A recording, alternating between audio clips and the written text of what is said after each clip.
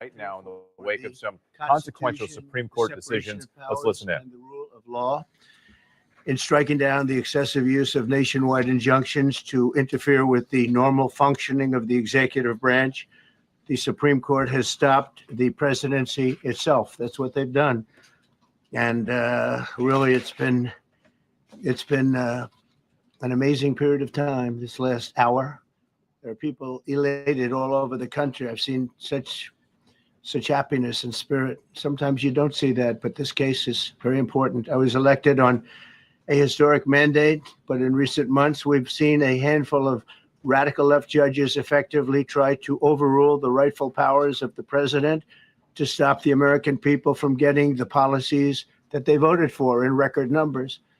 It was a grave threat to democracy, frankly, and instead of merely ruling on the immediate cases before them, these judges have attempted to dictate the law for the entire nation. In practice, this meant that if any one of the nearly 700 federal judges disagreed with the policy of a duly elected president of the United States, he or she could block that policy from going into effect or at least delay it for many years, tie it up in the court system. This was a colossal abuse of power which never occurred in American history prior to recent decades. And we've been hit with more nationwide injunctions than were issued in the entire 20th century together. Think of it, more than the entire 20th century, me. I'm grateful to the Supreme Court for stepping in and solving this very, very big and complex problem, and they've made it very simple. I want to thank Justice Barrett, who wrote the opinion brilliantly, as well as Chief Justice Roberts, and Justices Alito, Gorsuch, Kavanaugh, and Thomas. Great people. Thanks for this decision, and thanks to this decision, we can now promptly file to proceed with numerous policies that have been wrongly enjoined on a nationwide basis. And some of the cases we're talking about would be ending birthright citizenship, which. All right. Let me pause it right there. Let me greet, coming to the stage, my brother Ham. God bless you, bro. How you doing? I'm doing fine, TNT. How's it going, brother? God bless you. It's going good, brother. Very thankful, very blessed, and I thank the Lord for you. Just want to get your opinion on this, Ham. We heard President Trump just recently respond to the Supreme Court ruling in his favor just a couple days ago to effectively end birthright citizenship. So there's a lot of opinions on this. This is a difficult subject for sure, but it's something that we got to be aware of, and we certainly got to talk about. And so, asking the question, is birthright citizenship okay? Or do you agree with President Trump's immigration policy? I do want to hear from you, Brother Ham. You got the floor. No interruptions. Go ahead. Yeah, so as far as immigration in general, Yeah, morally, I don't agree with it. But then as far as the law, I have to agree with it. I live in the country. I live in the country where if I tried to go to any other country and do the same thing that's being done here, like if I go, say I just decided that I want to live in Jamaica without citizenship, what they gonna do to me? They're gonna deport me. That's what they're gonna do. If I go to any other place in the world without having citizenship there, if I'm visiting on a visa, that's fine. But if I'm there and I'm not a citizen of that country, they're going to deport me back to the United States. That is a fact. Now, with that being said, I'm only talking about the law. Number one being is Trump, all he can do, and he's a devil. So let's make that clear. He's not my spiritual advisor or anything like that. But a law was passed, and it wasn't only him that agreed, but Congress agreed with him. Now, birthright citizenship, I like that the fact that he was able to get rid of that? No, I don't like that. But with me saying that, I also have to remember that there is a law against that. Now there's a law against it now. It wasn't at first, but it is now. And it wasn't only him, but you got to remember, it's not only him that agreed to that. He may be the face of it, but it's a lot of people that was in support of that. So when I say that look, listen, I don't care if a person's an immigrant or not. I don't have anything against them, right? But if I can't break the law in another country, then so be it. It's the same that applies here. Now, people don't like to look at that, right? But I have to, and okay. I'm sorry that it happens to people. Somebody might have been here 10 years, but my question is, and I have to say this, I think I had this discussion before with one of my brothers. Like, if somebody spent 30 years and still have not got their papers to be here, then what do you do with that?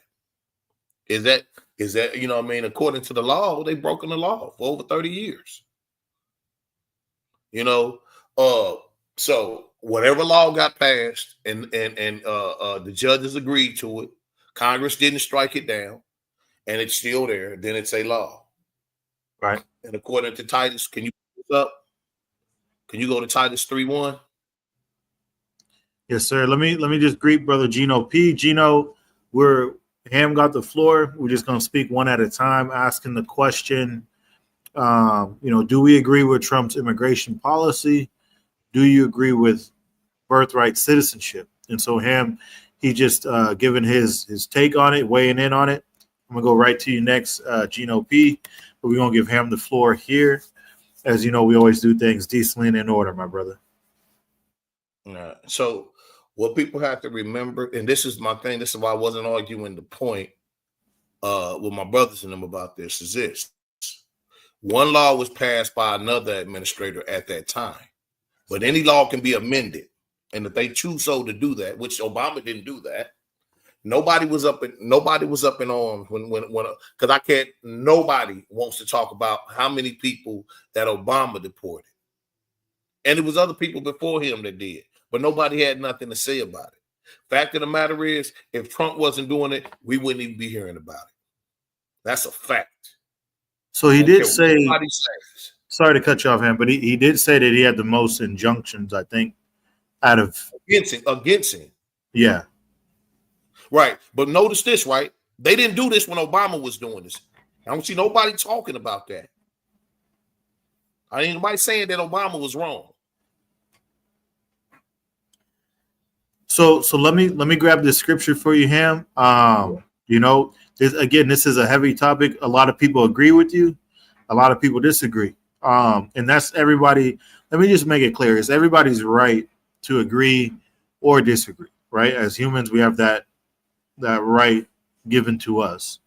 And so I respect everybody's right in regards to that. All I'm saying is this. Yes, sir. If the law gets passed, it's not Trump that's passing the law. He can present it. Right. But it's people other than him. And mind you, some of the people that agreed were foreign.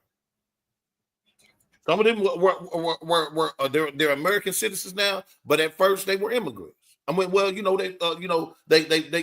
became a United States citizens. So I'm saying that those that agreed with it, the judges in Congress, it hasn't been. It's not just him. He's just the face of it.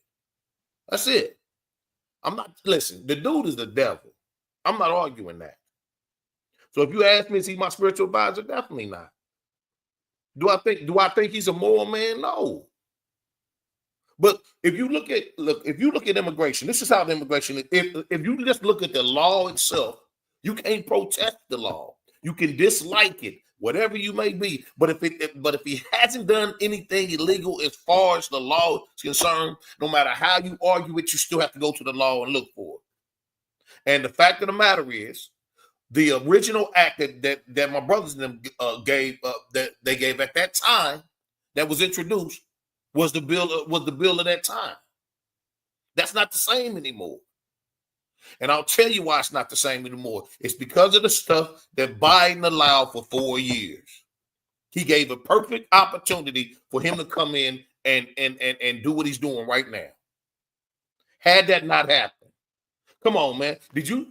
Nobody will not forget how many people were sitting at the border for the past 4 years.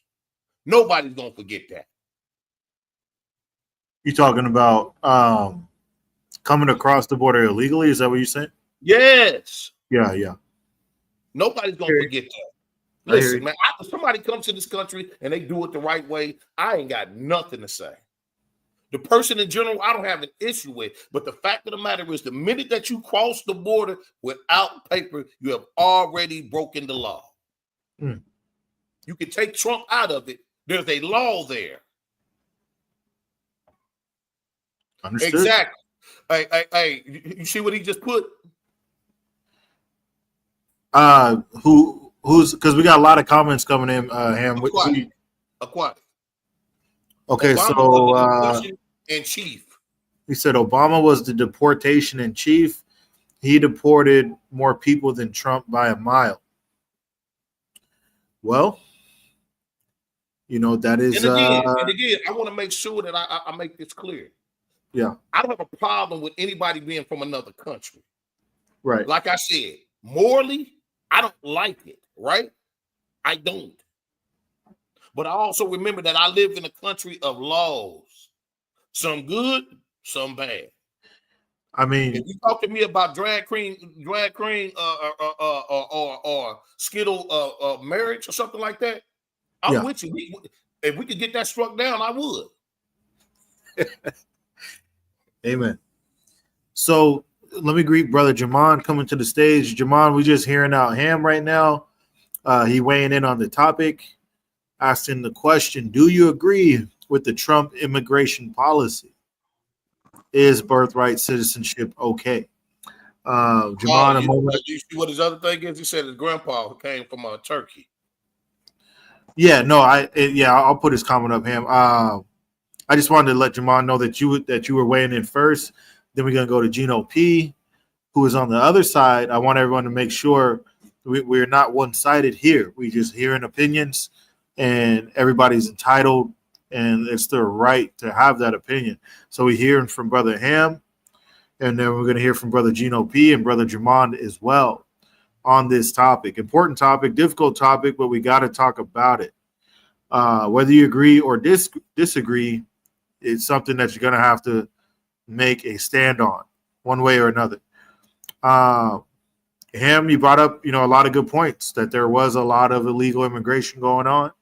Long before Trump got there. Right. At one time, I'll give you an example. At one time when Reagan was in office, right? Yeah. Somebody can correct me if I'm wrong, but I do believe it was Cubans. The Cubans that were coming over here on boats because of it was Cuban. Because of the stuff that Castro was doing. They were coming over on boats, all this and that. So eventually they were allowed a certain amount and then they stopped. I hear you.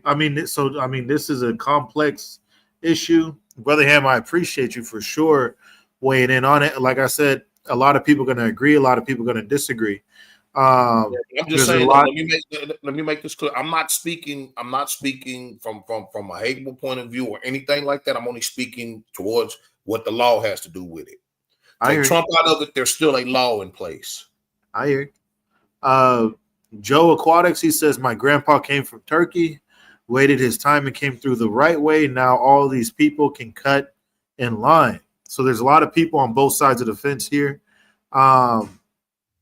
AG, shout out to Agar County, says facts. To Mr. Ham. Uso Drago, shout out to him, says get him out, period. So a lot of people obviously on Ham's side of it. No. I can't. I know you're not saying that. I'm just reading the comments. I can't. Listen, my guy, Drago, me and him, we good. But if you come here legally, see, here's the problem. The only issue that I had with, I'm gonna tell you what my problem I had with the immigration part is it's two sides to what I'm going to say. One, the people that come here illegally, that come here seeking a better future and stuff like that, are getting lumped in with the gangbangers and criminals. Now, here's the problem. I'll give you an example. As far as my old life, right? If I'm sitting up in the house with somebody that's doing something illegal and the police come in there, they're taking me to jail with them. So, because if I knew that's who that was, and they were doing what they were doing, and I chose to look the other way, then I'm guilty of it too. So, if you're with those people, that's what happens. Because at first it started off, and that's what it was. They mainly promoted criminals and stuff like that. But the problem is a lot of them, and not all, and I'm making this clear, not all, were around people that were breaking the law, trafficking, drugs, and so forth and so on. And these people were looking the other way. I understand the reason behind it, but the problem is if you get caught with those people, you get caught up in the vacuum. Yeah, so that's why I was saying, it is a complex issue. Some people may not agree, and of course that's your right, but there's a lot going on. When I say complex, it's not a complex answer whether you agree or disagree with the law. Yeah. What's complex is who's all the moving parts. Like Ham was saying. Okay, Drago. Okay, I thought you were talking about me. I'm like, hey, wait a minute. No. All right. That's what it sounded like. So sorry about that. No, you good. Prodigal, he says, only for the black slaves during slavery, not other countries. I'm not sure. I think he got to have to elaborate on that. Yeah. I just want that Bible verse, and then you can go ahead with Gino, and then I'll come back to it. All right. What verse was that, Brother Ham? Titus 3:1. All right, we're gonna go to Titus chapter 3, verse 1. Ham weighing in on his opinion here, giving some facts, giving some historical context, and now giving some scripture. And so we'll see what we got here before we go to Brother Gino P. I want to make it known we're not one-sided here. You're going to hear both sides of the discussion. Titus 3:1 says, put them in mind to be subject to principalities and powers, to obey magistrates, to be ready to every good work. And then it goes on about the law and so forth and so on. But that's to obey magistrates, and that's what we're told to do. To be subject to principalities and powers. No, I'm talking about obey magistrates. Yes, sir. Yeah. Well, I only put principalities and powers because that's the authority right underneath the president, essentially. Right, but I'm simply saying why I say that is this is because there's good and bad laws. I know that. I'm not a fool. Just think about it. Trump had to remove a lot of laws that were affecting Christians that Biden allowed to be passed and Obama allowed to be passed. Wow. See, nobody talks about that stuff. So let me, I don't want to cut you off, Ham. So let me know if you're No, I'm done.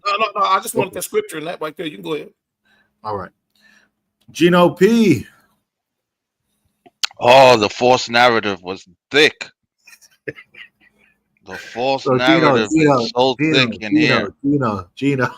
Yes, We, sir. we Yes, want sir. to hear your opinion, my good brother. Yeah, You're gonna no have doubt. the floor, no No doubt. interruptions. Answering the question: do you agree with the Trump immigration policy? Do you agree with birthright citizenship? Is it okay? Of Go ahead, course. Gino. I'm a birthright citizen. Now, to touch on the topic at hand, the Haitians, brothers and sisters, they're not here illegally. They're here under the protection of the Haitian Refugee Act. If you don't mind, pull it up, TNT, and share it with the crowd so they could be informed of this act that was passed by Congress. So, It wasn't passed by a president. It was passed by Congress. yeah. So I wanna make sure I understand, brother Gino P, because we covered this a while back when Trump first came into Hmm. office. This executive order titled "Protecting the Meaning and Value of American Citizenship." This was signed in January 20th. Now we're in June, and we see a lot has happened. I'm only going to read just one line. It says, "All persons born or naturalized in the United States are subject to the jurisdiction thereof, and citizens of the United States and state wherein they reside." Um, so he's stating, United States citizenship is a priceless and profound gift, the 14th Amendment, essentially. But he's saying that has been misinterpreted to extend citizenship universally to everyone born within the United States, and that's what he is, attempting to roll back here with this executive order. And now I'll put up whatever you need me to put up, Gino. I'm just giving context as to where this is coming from. Executive order was signed. It went to Congress. I think Ham spoke on that. It went to the Supreme Court. A couple of days ago, there was a ruling. Agree or disagree, this is where we're at. So let me know, Gino, what do you need me to put up for context? The Haitian Refugee Act of 1990, 1992 Hmm. that Congress passed. They're not here illegally. They ain't crossed no border. There ain't no border between America and Haiti. Let me see here.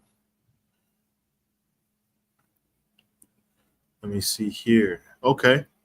Congress.gov, Haitian Refugee Protection Act of 1992. I got you, Gino. Let me put this up on the screen. Important to have context and clarity. I appreciate y'all patience as we open up my brother's position on this. So it's on the screen, Gino P, referring to the Haitian Refugee Act, right, of 1992. If you scroll down a little bit more, it'll get the Yes, sir. first part, right? The first part of the amendment. Yes, It sir. says the Haitian Refugee Act of 1992 directs the president to prohibit the Uh-oh. involuntary return of any Haitian, and I can't see the rest. Under the U.S. control as of February 5, 1992, whether on board a U.S. vessel at Guantanamo Bay, Cuba, or anywhere outside the United States until 180 days after the enactment of this act or 5 days after submission of the final congressional report required by this act. And then it breaks Uh, down the reason and why, right? Because humanitarian aid and affairs and America is a land of right. immigrants, and why should these Haitians that are fleeing a war-torn country that's been at war since Papa Doc Dulia was died. Right. So So to give further context, Gino P, this was fallout from um, something that took place in their country. Specifically, there was a coup where the president Right, was right, ousted. right, Right. right. And then, you know, things got worse and worse and the reason and why the Department of Homeland Security, uh, their justification, they saying, well, the Haitians could go home now. Haiti is under control, which is not. Is run by a guy named Barbecue. You and I was joking about that earlier, but who wants to be under the leadership of someone named Barbecue? Yeah, that's wild beyond. What's wild is that the country has fallen into the hands, right, of criminals. I mean, if we're just going to be plain, Criminals, yeah. you know. So let me know, Gino P. Your position on you said that you personally are a birthright citizen. Yeah, I'm a birthright citizen because I'm a migrant. I'm not a immigrant, but I'm a migrant. You know, I come from another country, which is part of the U.S., just like St. Thomas and St. Croix. We are born U.S. citizens, even though we wasn't born in the 58 in the what is it, 48 states, 51 states. Me and brothers that are from St. Thomas and St. Croix, we fall under that same umbrella. We are born U.S. citizens. And so is that because of the territory, Gino? I'm just Territory, asking. yes, Okay. territory. For others who may not be as well versed on it like myself. Yeah, the So U.S. Virgin Island, the U.S. Virgin Islands and Puerto Rico, we are, you know, same race. If you want to say, just one speak English, one speak Spanish. gotcha. Okay, so I totally understand. I mean, you've been in the country. Um, you're born with the right to citizenship based on that territory, correct? Correct. And now that you see this immigration policy addressing what a lot of people would agree was a big problem under Biden, just want to touch on some points Ham brought up. You know, the border having been crossed by so many illegal people over the past presidency. Um, Well, what are your let's keep thoughts it a on buck. Let's keep it a buck. The border been disrespected ever since the drug trade. You know, if you want to look into Operation Fast and Furious, right? Even before that, when the CIA will funnel drugs for guns, right? Just to keep the communists out. So the Mexican border been violated by US, also by the US, not just the corporations that allow immigrants to come work for them in their factories and in Right. their farms, right? Just in general, the drug trade in general. The drug trade is a big time market, and we know that it is facts that CIA and many American people of renown turned a blind eye because Gotcha. the drug business is a booming business, and it still is. Fentanyl didn't stop, even though Trump said fentanyl will stop. It didn't stop. So I mean I hear what you're saying, brother. So let it be known why this is a horrible idea, the passing of this executive order. You know, they don't want to go back to Haiti. Right. Haiti is not safe, even though uh Christy Nome says it's safe. Let her go over there and chill with barbecue. See if it's safe. Yeah. For some of our beloved brothers who are affected by this and they haven't been to Haiti in years, right? 30, maybe 40 years. For them to go back to that would be an extreme and horrible change in their life. Right. It's I like agree. and then I'll pass the mic to Williams. I got a couple of videos, but we could rock out for a little bit. Yeah, Um no, if you need yeah, because yeah, no. I'll pass the mic to Williams in a minute, but okay, all I'm gonna say is this, just like the minister said yesterday, we have it good here in America. and in Right, Canada, right? That we have it good in America, Canada. You don't know how it is over there like that. Now, question, Gino.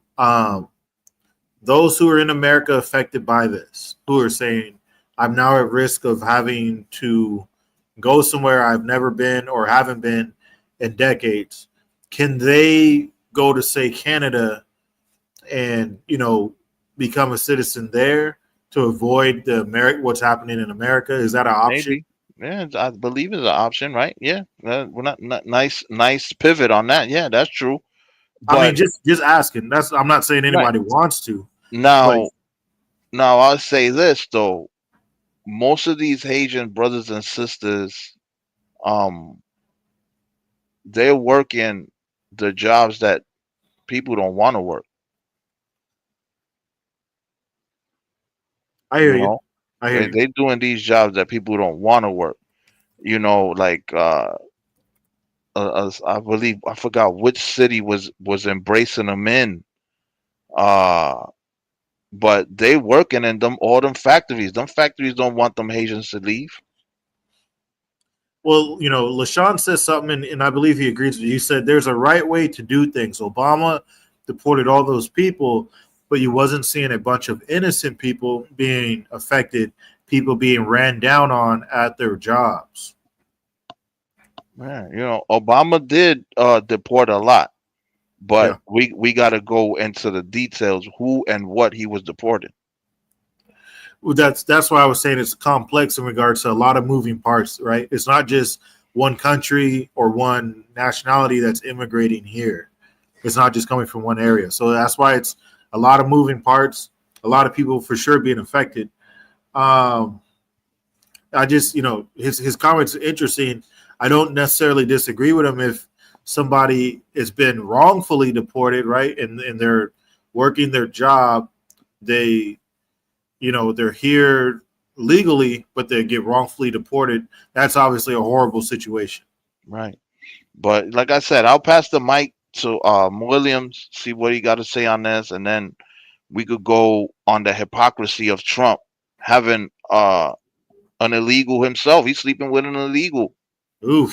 He's sleeping with someone who's fronting, who's fronting, who got a yeah, her justification for being here is folly, but Representative Crockett from the sister Crockett from Texas, she breaks it down more eloquent than I would. But I hear you. I'll play the video in my next go round. But thanks, I TNT. appreciate you, Gino. For sure. I appreciate you touching on this. I appreciate the other brothers for letting Gino have the floor. Hold on one second, Ham. Hold on one second. We're rolling right back around to you, brother.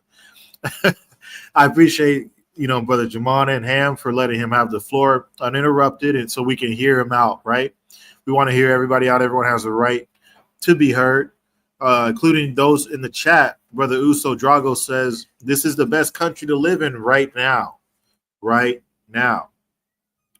Jonah, shout out to him, says, it's not that big of a deal to me. The world will not get better, and people are trying to hold on to an illusion in and out the church that things will get better, sustainable. Like this is all there is. Amen. So I agree. So a lot going on here. We're here to talk about it's a difficult subject.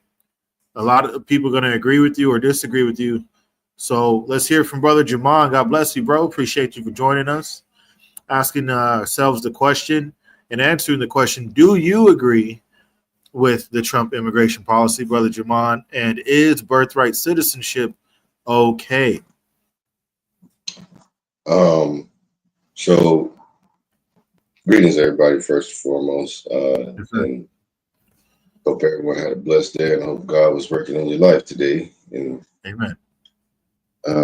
But I would have to agree with the and the only reason why is because so you got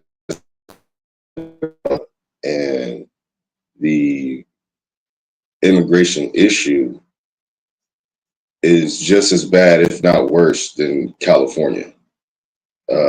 Arizona, I mean, not a lot of people know about Arizona outside of Midwest, East Coast, outside of the Southwest and the West Coast. Really, no one knows of Arizona. Arizona is one of the biggest traffic states for immigrants and Wow. drugs. Can you open that up for us, Jamon? You said what? Can you elaborate on that? Because I got family in Arizona. I never lived there. So can you elaborate on us what's going on in Arizona regarding immigration? Well, I mean, it's a lot. I mean, it's so bad out here. I'll tell you this: when the ICE operation first started happening, I mean, hundreds of thousands of people were gone. I mean, neighbors. I'm talking a guy at my job. He said, "Hey, I gotta go," and we were like, "Why you gotta go?" He's like, "Because I'm not trying to get pulled by ICE." I mean, you drive near these Home Depots and stuff, and I'm not trying to down that type of work because that type of work does pay. A lot of people laugh at those guys who are standing out there waiting for people to pull up, but if you actually know the type of work they do and what they actually get paid, Right? They get paid more than your average 9-to-5 worker. I'll tell you that much. But because it's not taxed, But anyway, those are empty. I mean, it's a lot of people disappear because there are some people that actually have enough money now to go back and come back the right way. A lot of them, that's what they're doing. But it's really big out here, man. I mean, I remember, like Cam said, back when Obama, even before Obama, when Bush was president, I remember they had an operation. I don't know if I can say this word online, but it was Operation WB. Brother Jamal, just real quick, Brother Jamal, you breaking up a little bit, brother. Oh, can you hear me now? Yeah, we got you, Jamon. So I appreciate you, him. What operation you were saying, Jamon? I can't say the word, but the initials is Operation WB. No, that could not have been the name for it. Yeah, listen. I'm Spanish. I'll be able to say it. Operation Wetback. There you go. That was that's the name. wild. That was the name of the operation. And this is when I was in high school, and I remember Sheriff Joe Pyle. It wasn't originally called that. They just threw that on the Democrats did that. So let me give the floor back to Jamon. I appreciate you, Gino and Ham. Go ahead, Jamon. You got it. So I remember in high school with white buses, and he went to every high school, every elementary school. He went to a lot of places that had kids, daycares, and he families included. But the way we're losing audio on you, Jamon. Last thing we heard. Sorry, can you hear me now? Yeah, we hear you, brother. So last thing we heard was people being pulled out of daycare. Yeah, daycare, schools, high schools. They were getting pulled out, put on buses, and being deported. I can't remember the year, but you guys can look all this up. It was ran by Sheriff Joe Pyle, which is why a lot of people didn't like Sheriff Joe Pyle, was because of his stance towards immigration. Was in office. They had another little thing going on where they were checking for citizenship. It violated the amendment, so they kind of got rid of it real quick, saying, "Hey, if you look Hispanic," they were asking for your ID. Hey, I need to see your ID. I need to see if you're a citizen. And but they cut that out real quick because cops were asking too many people. But wow. one thing that my experience was with immigration is my experience more bad sides of it than good. You do have those people, right, who work and they want a better life for their family and things of that nature. You have that, but majority of what comes across that border is dangerous. I mean, it's wild how you have the prisons out here, and I don't know about the Midwest and from Texas through Oregon, they are ran by Mexican organizations. They're not ran by they're not ran by they're the ones that have the stuff that everyone needs. And they bring it across daily, and I mean daily. And this is another thing. You had an episode where you guys were talking about fentanyl, and I want to say that hit here first. When it first came out, I remember when it came out. It was way before anyone else knew about it. There's a documentary, well, not a documentary, there's some YouTube videos you guys can watch. It's called Tales of the Streets of Phoenix, I think. And you can look at the year of when this was made, and Arizona was messed up. I mean, messed up. But then again, El Chapo said that in one of his books, I think, he said that if he gets a release, the Blue Devil, and no one knew what he was talking about until these little blue pills started popping up, and then they started seeing the effect of it, because it wiped out a lot of people, you wouldn't even expect. You know, you can look it up on this side of the coast for drug use, and it's still that way. It's because the Arizona borders they're different out here. I mean,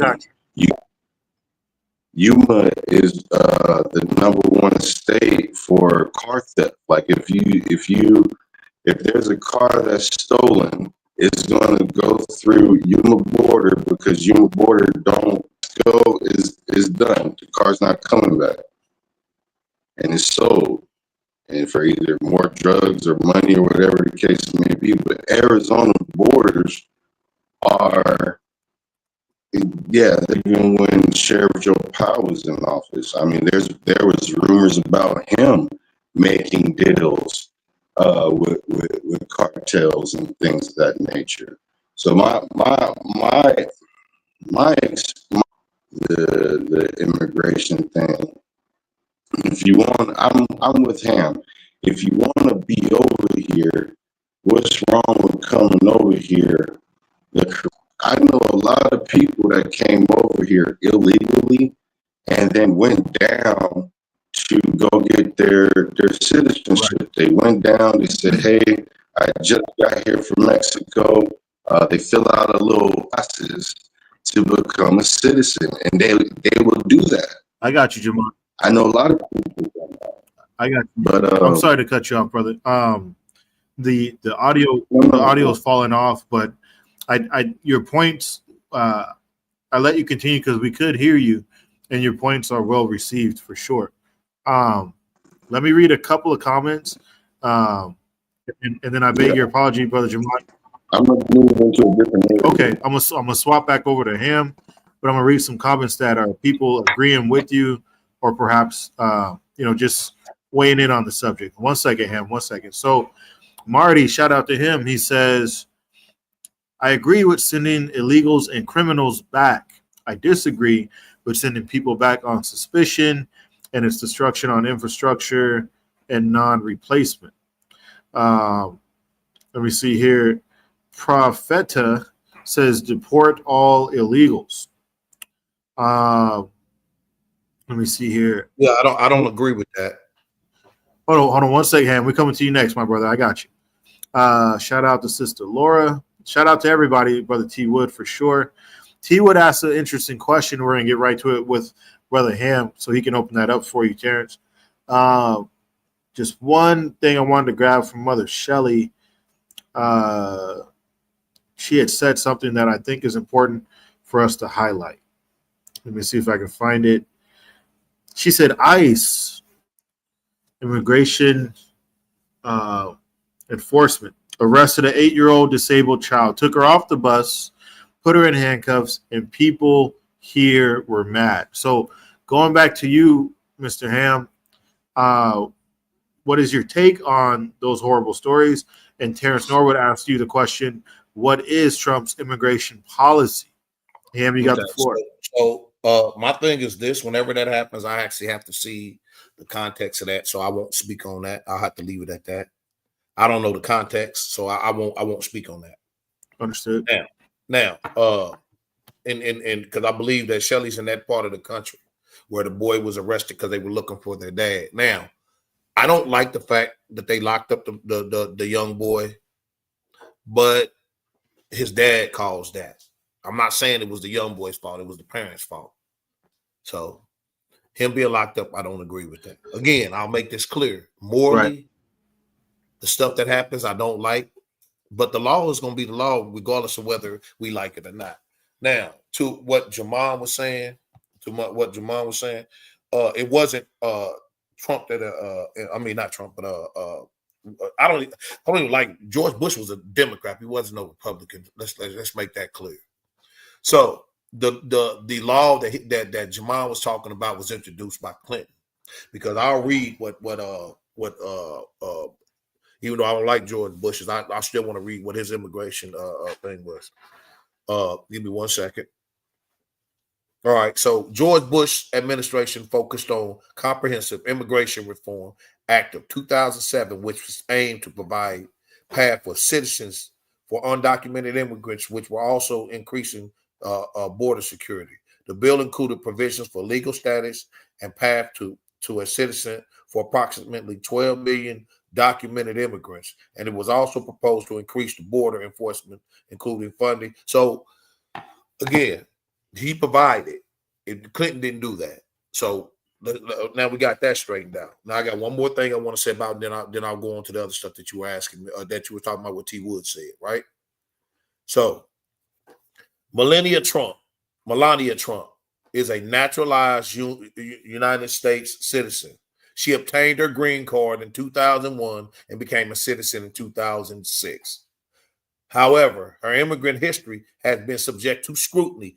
History, not present. History, according to the Associated Press. So dummies like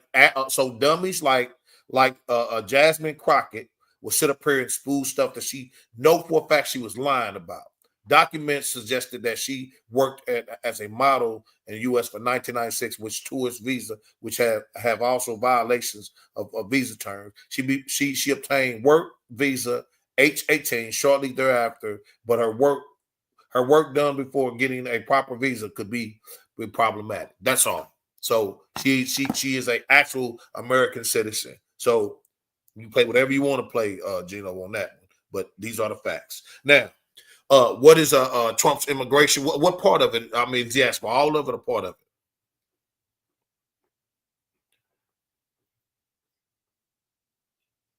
You there?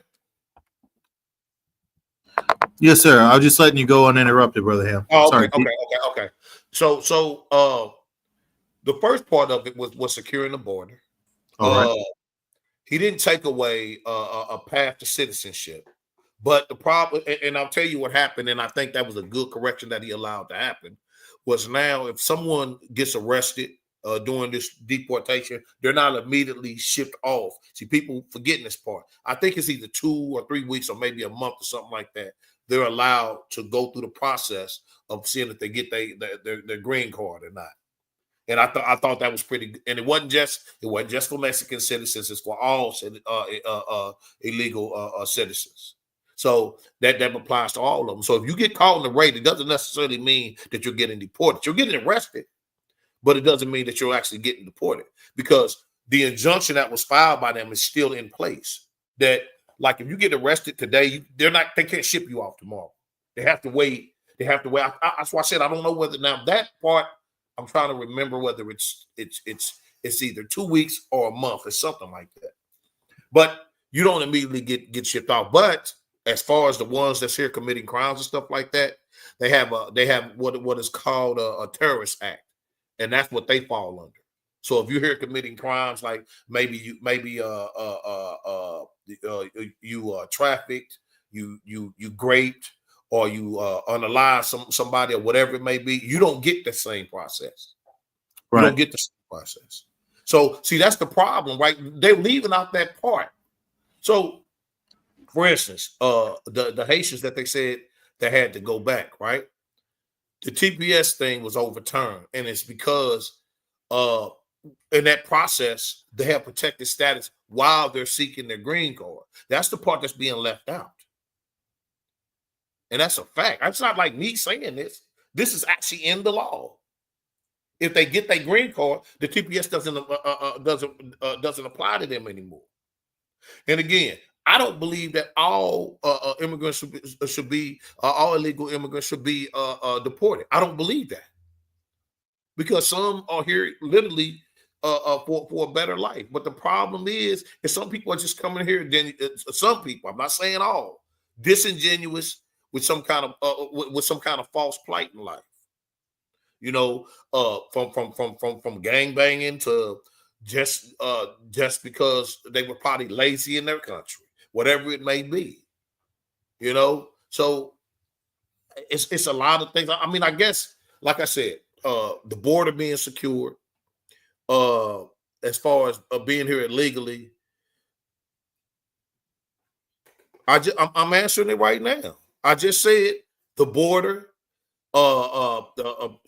deportation, be it if you don't have legal status. So that means now you have court to go through to see if you qualify for the green card.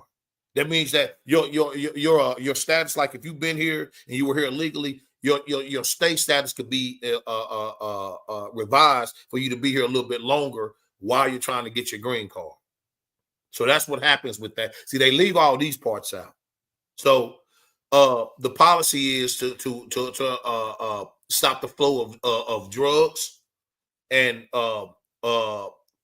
stop criminals from coming to the United States. That's the policy. That's what it was for. That's the reason why the border is down to a trickle right now. All right.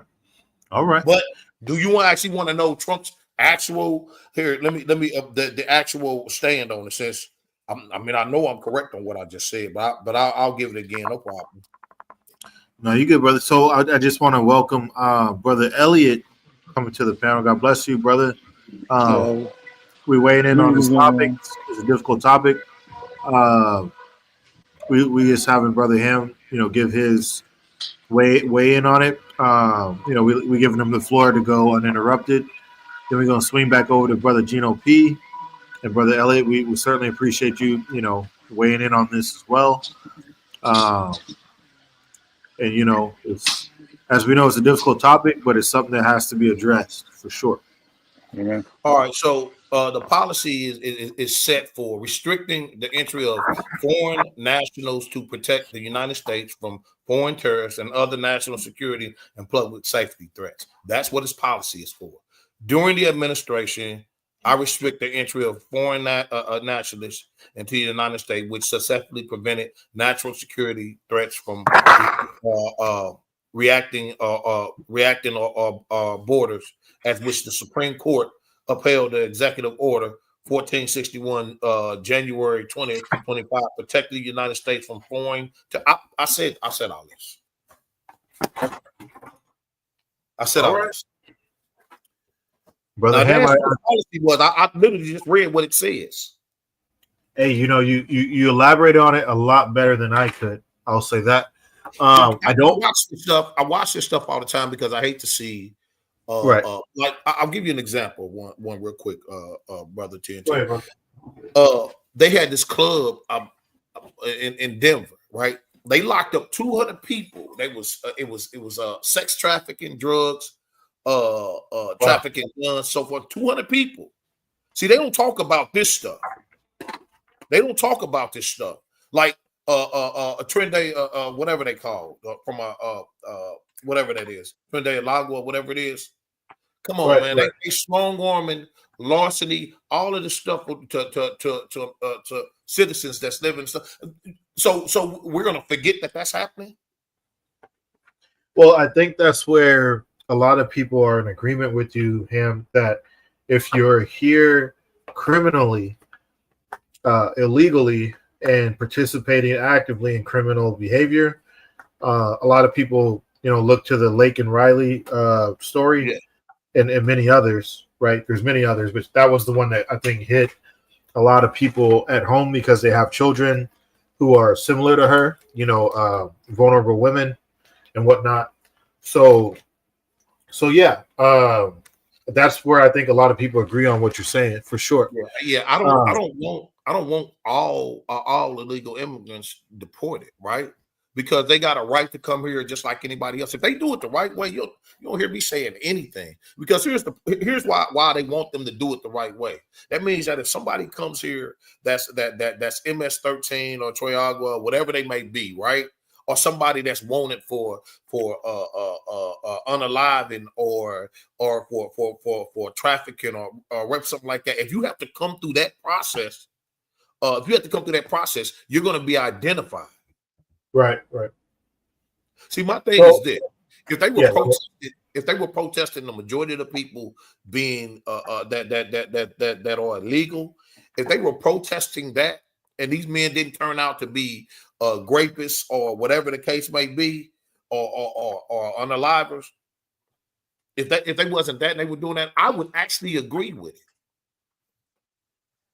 But the problem is most of these men are proven to be what they said they were. Like they spent all that time with I forgot that boy's name that they kept going over there to in El Salvador, and it turned out that he was actually that. He had a video to prove that he was actually doing that. After all of that, but I'm listen. If you come here legally, I ain't got nothing to say. And the ones that's here, if they go through the process of becoming a U.S. citizen and they're doing that and they're not committing crimes and stuff like that while they're here, yeah, make sure they get their green card. I'm with that.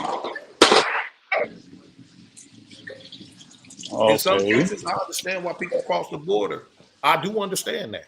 And I sympathize with the ones that's actually trying to better, that's coming over here because they wanted a better life. I sympathize. I really do. Yeah, I mean, but it's an ugly policy, and people and it affects people on either side.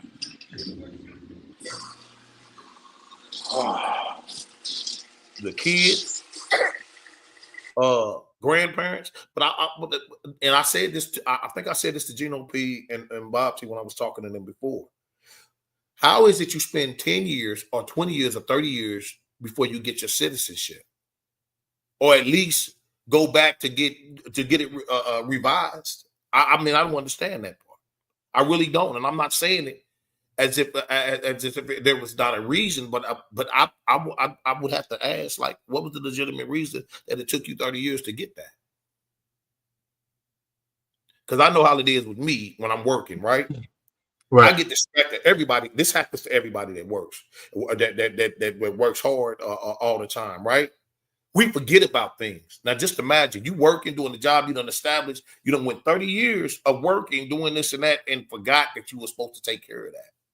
And one little thing that you do, like maybe a traffic ticket or something like that, causes you to be deported.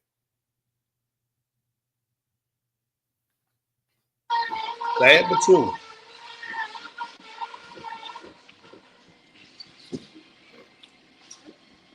No, all right, hey, Indoor, I didn't take part in the Summer of Love either. So hold on one sec. So Ham, I wanna roll it over. No, I know. You good, brother. And I appreciate you opening that up for T Wood and for other people to understand where you're at. Gino P, if you don't mind, I want to hear from Brother Elliot as he hadn't yet spoke. Is that cool with you, Brother Gino? Oh yeah. Appreciate that, brother. Appreciate your humble heart and your patience as well. Brother Elliot, we are weighing in on this topic. Yeah. The topic at hand is, do you agree with the Trump immigration policy? Do you think that birthright citizenship is okay? So go ahead, brother. You got the floor uninterrupted. I mean, my opinion is Trump do what he wants and he do stuff for his own agenda. However, I don't agree with it. I say that because Ham was saying if illegal immigrants came here and they start causing havoc in the country, then what about the ones that came here, get citizenship, and start havoc? Like the 9/11 terrorists, they are pilots. They was in the army. They was in all that stuff. These are literally legal immigrants that came from a different country. So Right, it goes terroristic acts. Yeah, they call them sleeper cells. They are the ones that came here, got in no trouble, followed the law to the T, but yet they bomb 3 planes and take down 2 of the country's biggest buildings. These are people that's considered Americans.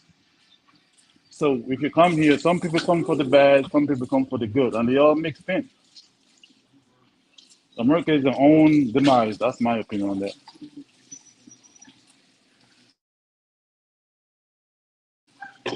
And that's for me. I really got not much to say. Y'all can hear me?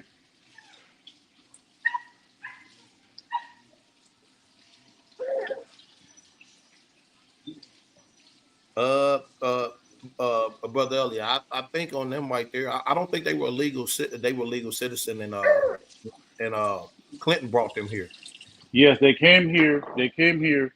under Clinton. They went to school. It doesn't matter who we're under. No, I mean I'm just saying Democrats do that. It doesn't matter. Democrats, Republicans, it doesn't matter. That's the whole point. No, I mean I understand what you're saying about the immigration part. I don't disagree with you about that. Yeah, you're right. I mean, enough Americans commit crimes too. I agree with you. A lot of them do, especially black. That's the majority of the population that commit most of the crime. That's a fact. So America don't even belong to America. So I mean, say what? America doesn't even belong to America. Come on, let's be real now. I don't. I mean, well, those Indians that were here, they weren't Indians. They were black. But it still doesn't belong to America. That's my point. So how are you fighting for something that don't belong to you? Well, actually, I mean, I don't know how you're saying they don't belong to America. You have to explain that to me. It was for the Indians, right? You talking about the terrorists, brother? No. Kind of talk about who the land belonged to. Okay, my fault. Go ahead, brother. Yeah, that's pretty much, yeah. I mean, he does really talking about the land and so. I mean, if we got to go back, America got to go back. No, hey, hey, man. Let's go. No, I got to disagree with you, Mr. Elliott. Black folks didn't ask to be here. It's all right. I mean, I get it. No, black folks didn't ask to be here. So I mean, this is an interesting part of the discussion. Brother Endor says Elliot got a point. T Wood says right, that part Elliot. So it's not a lot of people that disagree. There's quite a few people that agree with Elliot, and I see his position, and I also understand Ham's position as far as being brought here versus coming here. My question is, hold on one second, Ham, and this is for everybody, and then we're gonna go over Gino. If you're Native American, right, meaning you were here, your ancestors, whatever, your lineage is here before anybody came over on a boat. What does that mean for you? Like, what does all this mean because oftentimes I say this because Native Americans are often overlooked, right? We know what happened to their population was horrible. But their opinion, I think, matters in this. Absolutely. Prodigal Son says, blacks, we were the Native Americans. So that's interesting. Facts. Take. I said that. I'm just going to say it's an interesting take on it. I think Brother Elliott brought up a very interesting point, and I think everybody's opinion has to be heard on this, specifically those who are Native American, or those who are indigenous to the land. Whatever term you want to use, you understand my point, is that if your lineage is traced back here, not on a immigration event, where do you weigh in on it?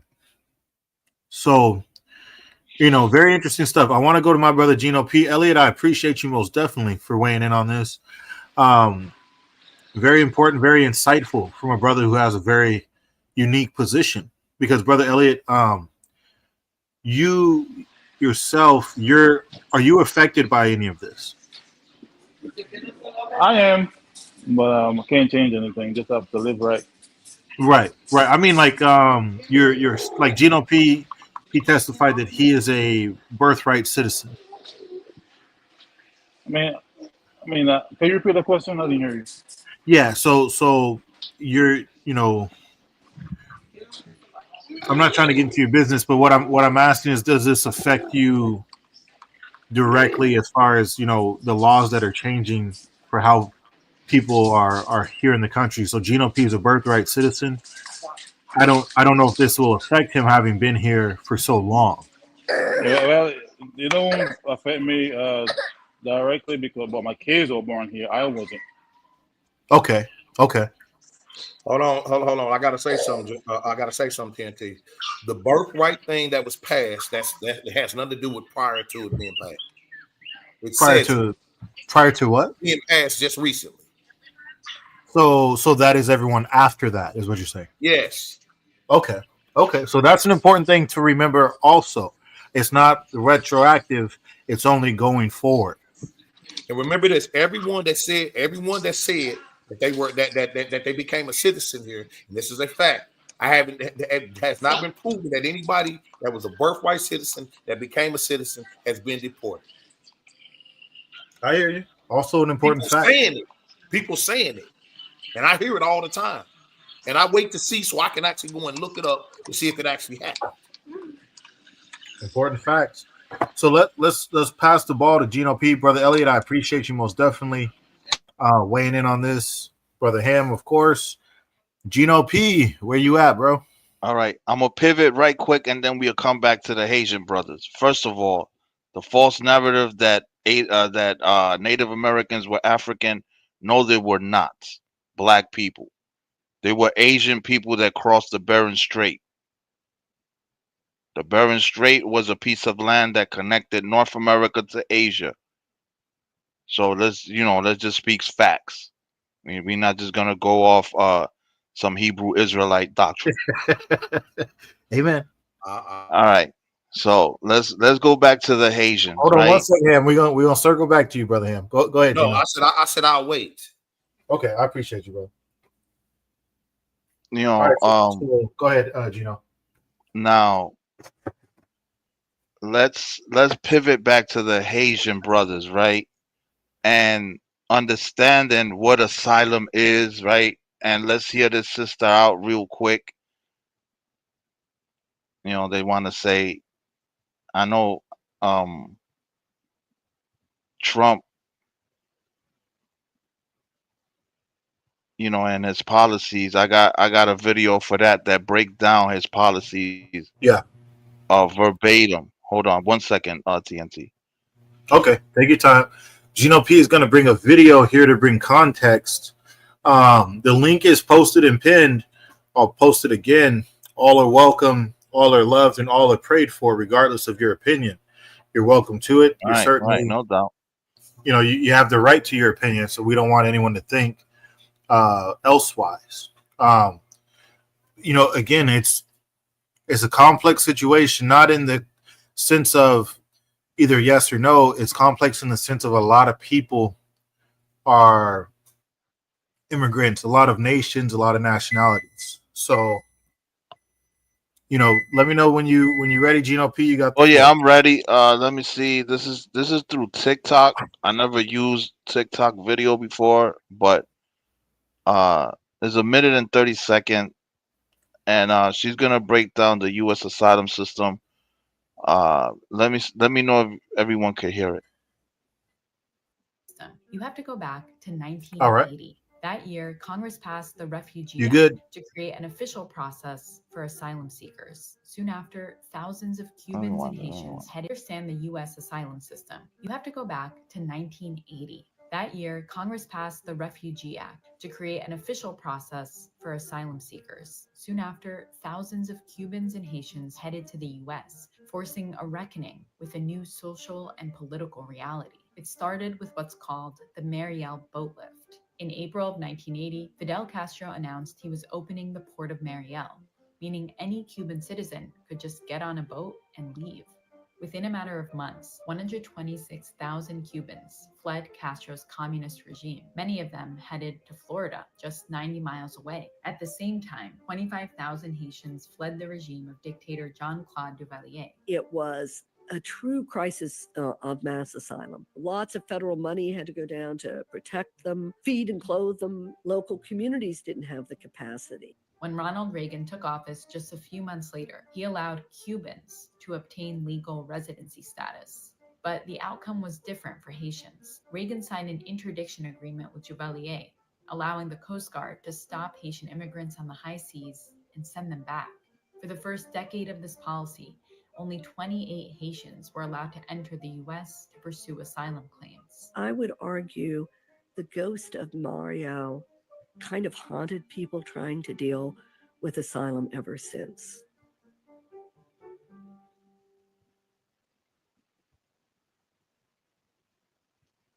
So we see racism off rip, right? Uh, the blacks, which were the Haitians, were not given the same treatment as the more fair-skinned Cubans. You understand me? So these brothers are not coming here; they are fleeing dictatorship, barbecuing them. That's who they Yeah. fleeing. Right. They fleeing them. They're not coming here illegally. They're not doing none of that. So to pivot back to the Haitian people, they have this act that protects them, but yet they are the ones that being violated. You know, and it's mean spirited, and it's I'm gonna share one more video where Senator Murphy explains a little more in detail the Trump policy, immigration policy, and then I could pass the mic to whomever. But All right. we must have compassion for other people. You understand me? And we got many brothers and sisters who are immigrants, that were not born here. What about them? Amen. You know? Let me read a couple comments, Gino, in between that video. Quadrigal's son, salute to him, says, the law is the law. Brother Uso, he says, it's simple, Brother Gino P. Don't come here illegally. Mother But Shelley, that's not the Haitians, though. That's not the Haitians. We touching on the Haitian brothers. We're not touching. You can't put that on the Haitians that they were brought here illegally. well, so that begs the question, Gino, do some Haitians illegally migrate here? I don't Is know, it- because from the Caribbean islands, it's hard. You got to take a plane. You got to take a plane. I hear you. I migrated here. Take a plane. I can't drive to my country unless they travel from Haiti to Mexico, and then from Mexico walk all that? What I was hearing was on the southern border, and someone please correct me if I'm wrong, that there was a large amount of people from different nationalities, and Haiti was one of them. There's many countries that come through the southern border, so don't get me wrong. Many countries, Many Africa, countries. from Africa and Exactly. all, yeah, everywhere. Exactly. I'm just asking that question to say someone might be saying, "Oh, well, Gino P is giving blanket immunity to Haitians because of the situation for coming here illegally." Not only You know, Canada, not No. only Mexico, Canada too. No, but the Refugee Act, and then that's another one we could touch on. The Refugee Act that we did touch on a little bit. The Immigration Act. What is the Immigration Act, and how did it change the policies, right? Because once again, the Cubans and the Haitians were fleeing war-torn countries, right? and a dictatorship, right? And the recent flow of the Haitian crowd is fleeing what's going on in Haiti now. And the Department of Homeland Security is saying that, well, everything is good over there in Haiti now. Y'all could go back, which is a false narrative.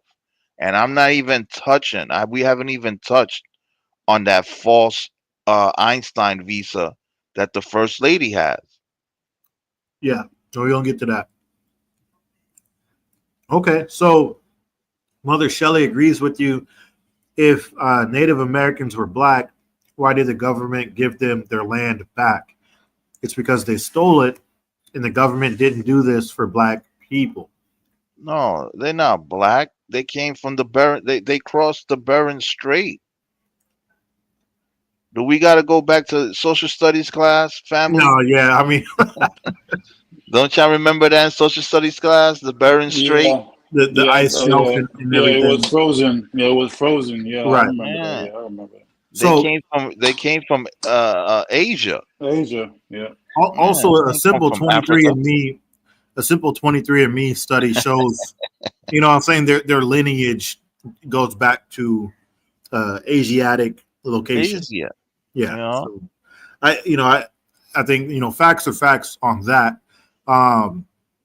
Could there have been some dark skinned people in America? Absolutely. Yeah, of course. Yeah. You know, No like doubt. we're not saying that, but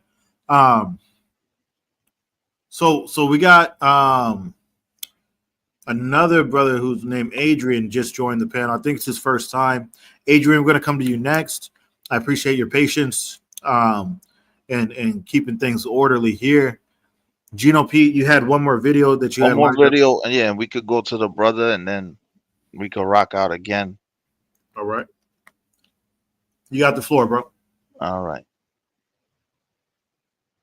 Lead negotiator in the bipartisan border deal that was coming together last year. Shouldn't it be a priority for everyone to get immigration and border funding passed in this bill? What say you about that argument that Homan makes? Well, you are right. We had a bipartisan agreement last year to put billions of new dollars into border security, but also to change the laws to reflect the current reality. What this administration is doing is violating the law every single day. Whether they like the asylum laws of the nation or not, they have to obey the law. And they are not just going after bad guys. They arrested a high school kid in Connecticut who is about to graduate, who had no criminal record, just because cruelty is the underlying purpose of their new immigration policy, not going after dangerous people. So yes, we should have a bipartisan commitment, not just to funding the border, but to actually reforming the laws. They are acting in a lawless manner every single day. They are not focusing on dangerous people. They are literally going to Home Depots. They are busting into people's private homes. They are targeting Latinos all over the country, whether they are undocumented or not. This isn't about trying to keep the country safer. This is about trying to make this country scared of folks who speak a different language or come from a different place. You know, border crossings are at a record low. Do you give the Trump administration some credit for that? And are you, when you look at those figures, do you think things are moving in the right direction, at least in that regard, Senator? No, I don't give them credit for that, because border crossings are low because they're violating the law every day. So we have a law in this country that says if you are fleeing terror or torture from another country, you can come here and apply for asylum. The Trump administration has suspended that law. They are not allowing anybody to come here to apply for asylum. We wrote that bipartisan bill last year to reform the asylum process, to make sure that only the right people are coming in and that we judge those cases expeditiously at the border. So it's true, there are very few people crossing on a daily basis, but that's because the Trump administration is violating the law. And it should matter to every American that on so many facets, the Trump administration doesn't care about the law. This is becoming a lawless administration. We are on a road to see our democracy atrophy to the point that it will be unrecognizable. And the border is just one example of many ways in which this administration doesn't care about the law anymore. We thank you for watching, and remember. And remember, stay updated. Stay updated. All right. Remember Very, to very stay riveting. updated. Yeah. Very moving, very, very telling. Some people may agree, some people may disagree. Yeah, that's all I got to say on that. And we could pass it to Adrian. There is asylum seeking laws and acts that were passed. And if we just gonna, when I say we, I mean the administrations. If president administrations are just gonna violate these asylum seeking laws that were passed, then we do have a dictatorship. And Pastor Jennings was on point when he compared Trump's administration to the Gestapo. Thank you, TNT, for this round. I'm gonna mute my mic, and then the next round, right? Appreciate you, Gino. Very, very insightful, very informative, and again, we're weighing in on a difficult subject. There's going to be a lot of agreement. TNT, Yes, I gotta sir. say this. What Gino Go ahead. what Gino P failed to tell you about the chick that was talking is she got in trouble for the stuff that she was lying about. So you're saying that she was not telling the truth? She wasn't speaking, though. That's a senator, Ham. That's a senator, Ham. And the senator Come on, that was Ham. in, I'm trying to tell you, I seen the meeting on immigration. Did you Come see on, that? Ham. You Did you see freestyling why now. he got caught and he was Now you shut mouth freestyling. in Congress? I'm asking you. Did you see it? You are freestyling. Unless you watch. Listen. Now we got to go to Congress. No problem. So unless you watch. Hold like on. you said, I'm gonna go to Congress. Yeah, no problem. yeah. I said Call right here, Congress. I didn't Yeah, see call it, him. Call him. Call I didn't Congress. see it. Yeah, call Congress. But unless you watching I said I'm gonna pull the video up. of him in unless you're Congress. watching C-SPAN 24 hours a day, you won't unless that's what you're doing. So let me reel this in real quick. So now you want to go back and wonder if that's what I'm doing. Yes, I watch it all the time. Hold on 1 second. We're gonna circle back to you, brother. We're gonna circle back to you. We just want to check because Adrian said he may not be available right now. Adrian, are you with us? If not, no big deal. We understand people got many things going on this Sunday. So Ham, let's have you weigh in on what Gino P just showed. There was a breakdown of the laws historically, right? And then there was also some comments made. I understand on those news channels, the pundits and the narratives and all this stuff, they're driven. I'm not saying one person was lying or not. I'm just saying we all understand what happens on those networks in regards to when they have an agenda. Prodigal Son, he says, I agree with Mr. Ham 100%. So there's some more support for Ham. Brother Endor, he said, you funny, Gino P. Prodigal Son says Mexicans and blacks were at war out here in Cali for years. Let's let peace continue to reign. But Ham, Gino made a lot of interesting points. I want to hear you weigh in on them, and then we're going to go to Brother Elliot as well. I think Ham, he might be grabbing some more. Ham might be grabbing some footage, Gino P. So let's wait for him to come on back. Yeah, let him Google it up. Let him Google it up. I got a couple of them. I'm gonna get to the guy because I forgot his name right off. I was gonna type him in because I know he got destroyed. He got destroyed by a few people in Congress. What does that have to do? What does that? Hold on, Ham. Hold on, Ham. What does that have to do with the? Because he got caught lying about immigration. That's what it means. Hold on. What does that have to do with the asylum-seeking laws that were already passed? Oh no! Exactly. I already spoke on that. I've already spoken on that. Do you remember what I said about that? So hold on one second, brother. Ham, I want to ask you this question from Pat. Pat says slave children got birthright citizenship. How far can Trump go back to decide who gets birth citizenship, first, second, or third generation? So Pat, I don't know. I wasn't there. Well, I think you answered this in a way, Ham, because you said it only affects those going forward after it was signed, right? I can tell that nobody actually read the bill, so I just leave it at that. See, because the whole point. You read 900 pages. You read the 900-page bill. I didn't say I did. You didn't let me finish. Okay. Hold on one sec, Gino. Hold on one sec, brother. So go ahead, Ham, and elaborate on that question. Presented Trump. It was again both Democrat, Republican, Black, White, and many other nationalities voted on this bill for it to be passed. Let's not forget. It wasn't just one-sided people voting on this. People ignore that fact. That is a fact. It was voted on in a couple different ways, right, Ham? So the Supreme Court now ruled on it just a couple days ago. First, they voted on it in Congress. Right. They voted on it in Congress, and then it was brought to the judicial system. Yes, I sat right there and watched them doing it. Like I said, I don't see to me, I'll be honest, I don't even see the point of him removing birthright citizenship. I don't see the point of that. Well, I said that earlier, but I'm telling you what it affects. I hear you. I don't really agree with that. Let me say this real quick, Ham. I think the reason why, because we pulled up the executive order, and reading it. I'm not going to read it. Obviously, like Gino P said, I'm not reading 900 pages of nothing except the Bible. But that being said, amen. With that being said, it's very telling in the first couple lines, right?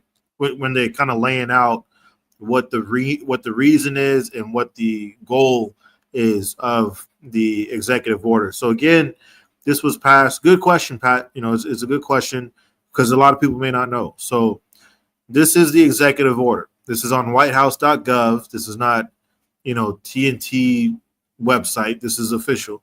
So protecting the meaning and value of American citizenship. So he pretty much quoted the 14th Amendment. And then what he says here in this executive order is that it has never been interpreted to extend citizenship universally to everyone born in the United States. So what he's saying is that it doesn't apply to everyone.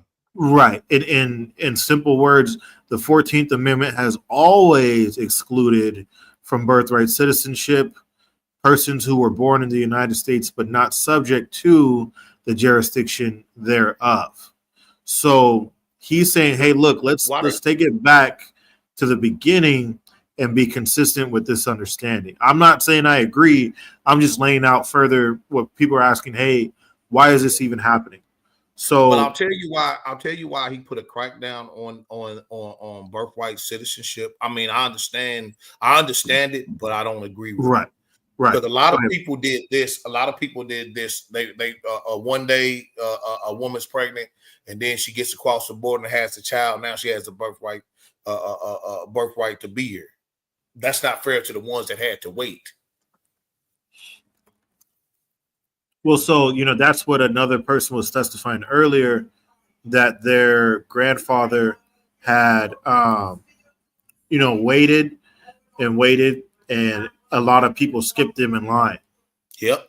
So let me hear. Grandmother, grandparents, mothers, Right. fathers, uncles, aunties that were here waiting on their status, and then you have the Johnny come latelys come along, and they get the status before them. I don't like that. I don't. So let me turn this in another direction, because now it was brought into the chat, and Patrick T is saying that it's what you're saying is possibly not true. I don't know. I'm not gonna. I don't know why, but Pat is saying the bill is a first step in deciding that blacks weren't citizens and were not rightful citizens. There ain't nobody studying his crackpot stuff he talking about. Man, I will say he thought Kamala Harris was a good choice for president. Are you serious? Yikes! So let me turn it this direction though, and then we'll bring Gino P and Elliot back up if they're available. I want to make this clear though, real quick though, TNT. Go ahead, brother. Go ahead. He is evil and he is wicked. That is a fact. The ones before him were evil and wicked because the devil's in the details. That's a fact. Understandable. So let's read this comment on Trump's ex-wife, Ivana. Was an American citizen until 88. I thought Gino was talking about the current wife, though. Yeah, I already read. She is actually a citizen. So Gino P, can you weigh in now on the current wife of Donald Trump? That ain't his wife. That's his girlfriend. Well, better than me. Let's hear Representative Crockett, because she's the one. She's the one who exposed this this little secret that many U.S. citizens didn't know. She exposed the secret, and just read this right here, but okay. Yeah. So wait, so one thing that was actually I forgot to mention, and I want to get your guys' opinion on it. What he's about to show though, she didn't give no paperwork to show that what she was saying was true. Hold on. I got you, Ham. Hold on one second though. The offer was given to those who are here illegally, and shout out to Brother Spain. God bless the Spain family. To those who are here illegally, the offer was you can receive $1,000 and leave willingly and have the opportunity to come back. If you don't accept that, then we are not giving you the opportunity to come back. Exactly. Yeah. What is they were paying? I just want to hear your opinion on that, Gino P and Ham, and everybody else. The issue of today's topic is not the Mexican brothers and sisters. No, I think he said everybody though, Gino. Everybody. No, right, yeah, right. Everybody. But the issue at hand is what they want to pass now to the Haitian brothers that are here under the Refugee Asylum Act. That's the issue, and that's why the senator. And that's why the senator of Connecticut was saying is illegal. He's breaking the law. But we Nobody know that cares about Connecticut.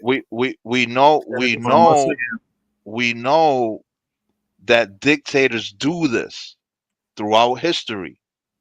They do not care about the Constitution. They do not care about the Constitution. Right? So if the Congress passed the act, and we read it at the beginning of the show. Matter of fact, TNT, can you pull it up one more time? So for those that the Congress.com, where you went for the Haitian Act? The Haitian Act, 1992. Right. It was only for temporary status. Let's see if it says that. It does say that. Let's see. All right, let me grab this for I had it up. I did read something in there that sounded like it, but we're going to read it here together. Because we want to go off facts. So this is congress.gov, real website. This is not TNT. TPS Act. So saying Haitian the- refugee. I got you, brother. I got you. Haitian Refugee Protection Act of '92, right? This is the summary here. Passed House amended 227/92.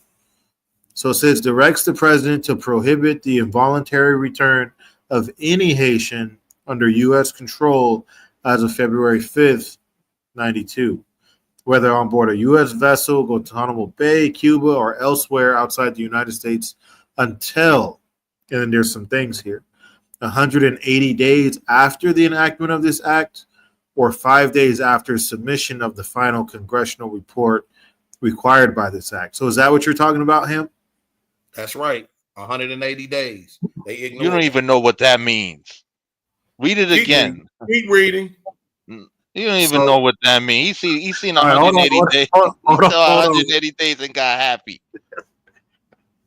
Hold on one second. Hold on. So it says it directs the Assistant Secretary of State for Human Rights and Humanitarian Affairs to assess the participation of internationally recognized human rights organizations, the treatment of returned Haitians, with particular attention to human rights violation, submit preliminary and final reports to the House and Senate. So that's They the did. final congressional report that's Which they mentioned in did. number 2 right here. It directs the president to reallocate 2,000 federally funded FY 92 refugees admissions to Haiti. Urges the president and secretary of state to participate with the United Nations High Commissioner for Refugees and the member countries of the Organization of American States to convene an international conference aimed at resolving the Haitian refugee crisis. So it sounds like what Ham is saying is that this was to deal with that crisis. Right. And they dealt with the Man. crisis. They dealt with the crisis and they are under this protection. It's a protection act. You know, did it, so so yeah, the, go so ahead, the brother. question now, my bad. The question extends to now though, did it expire? No, because it did not expire because later on it got turned into the temporary citizenship for the Haitians, right? For the new crowd that just came in fleeing barbecue. So no, this act in 92 did not expire unless, right, it gave the details. You had 180 days before it was passed. So 180 days before it was passed was that 6-7 months, right? That crowd that got deported 7 months before it passed, they can't be protected. And then it also says something about 5 days later. So it was just a window. That's just a window. But So after them 5 days passed, that act was fluent. got you. That's what that means. So No, it does Not that not. they had, No, it yeah, does not. It means that the president can amend it if he wants to. the Congress amended it. The I know. 180 Okay. days, Okay. the 180 days was for those that were deported prior to. You cannot be protected under the act. So I want to greet my brother Endor coming to the panel. Brother Elliot, Brother Adrian, you're free to weigh in on this as well. What say ye, Brother Elliot? We're gonna go right next to you, Brother Endor.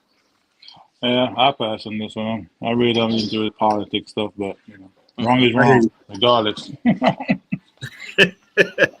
Hey, I got you, brother, and there's nothing wrong with that.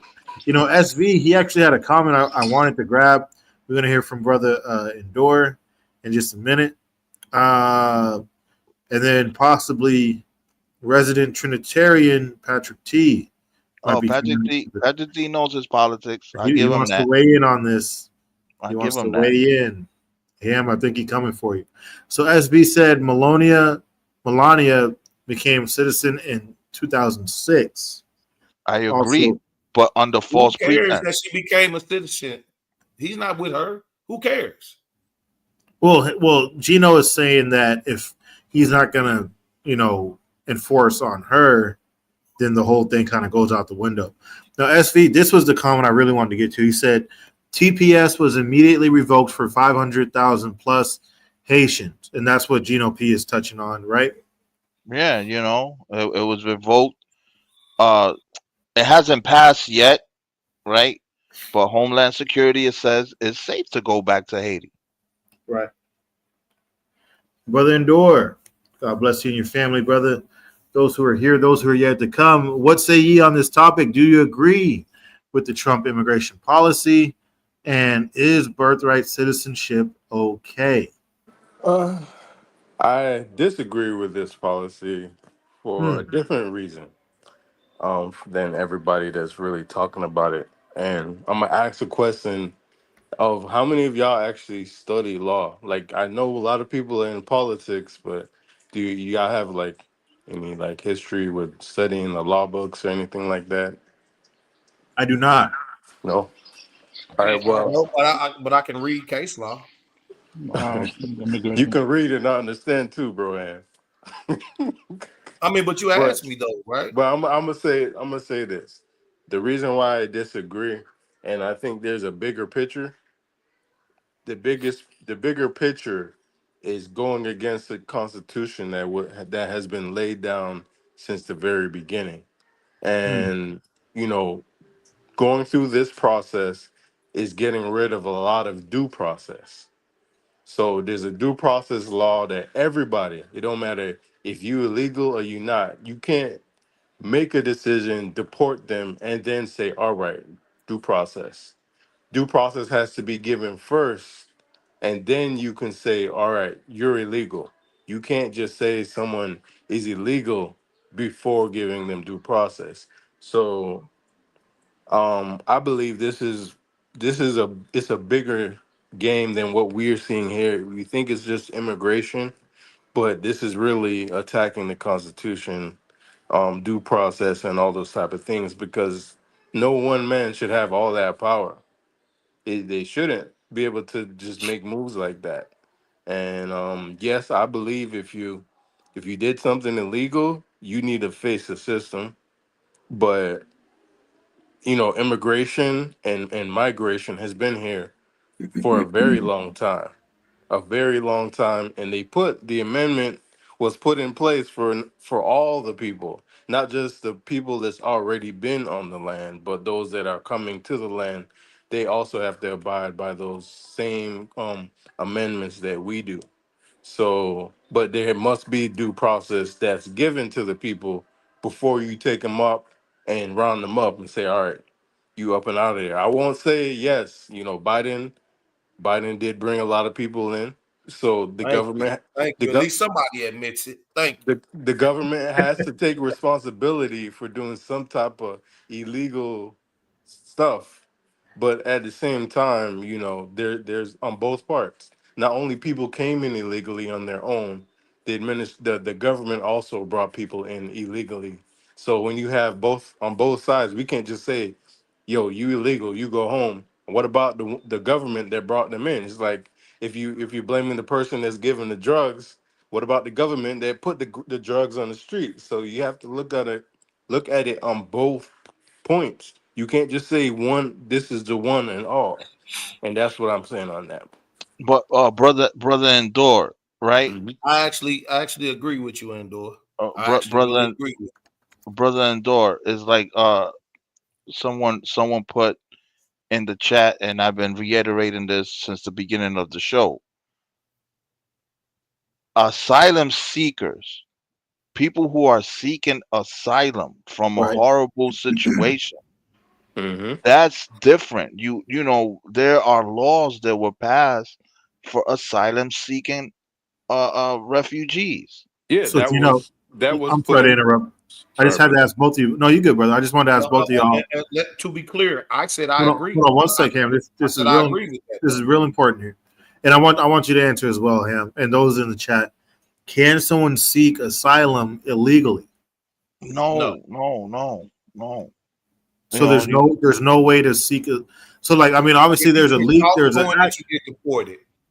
Yeah, it's if you're running away, Right. how can it be illegal if you're fleeing from your attacker and your abuser and you're asking for help? There's no I legal hear like, you. all right, you gotta sign this paper. You know what I'm saying? Like you gotta sign No, this no, that paper. and that the reason I asked that is because say that Hey, is hey, the case for a lot of people, but they don't come in through the border, authorities or whatever. They don't come in a documented fashion. They're fleeing No, and seeking hey, but asylum, TNT, I got they're to but they make this come fleeing. in. point too. TNT, I got to make this point.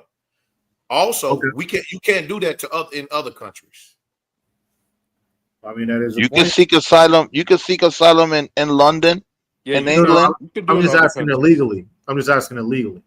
No, And it, because once they stop See, you at the border, you just say, "I am seeking asylum." but They that's put that's you. my point, Gino. Yeah, What if you don't get stopped at the border? What if you're, whatever the word nah. trafficked You in? you you you got to tell them. You got to tell them. Right. So You got if to you tell them. don't tell them, is that seeking asylum illegally? Yeah, yeah, you but just here's the yeah. Yeah, You're problem, not Gino. seeking that Here's the asylum problem, at right? all. you're not seeking Wait a minute, right? asylum at that point. Yeah, Hold yeah. on, Right. just You're not seeking we were asylum. talking about That's London real important. quick, That's right? important. Can I say this real quick? We're Go talking ahead. about London. I was watching a documentary on this, right? All the people that were there that were supposed to be quote unquote seeking asylum.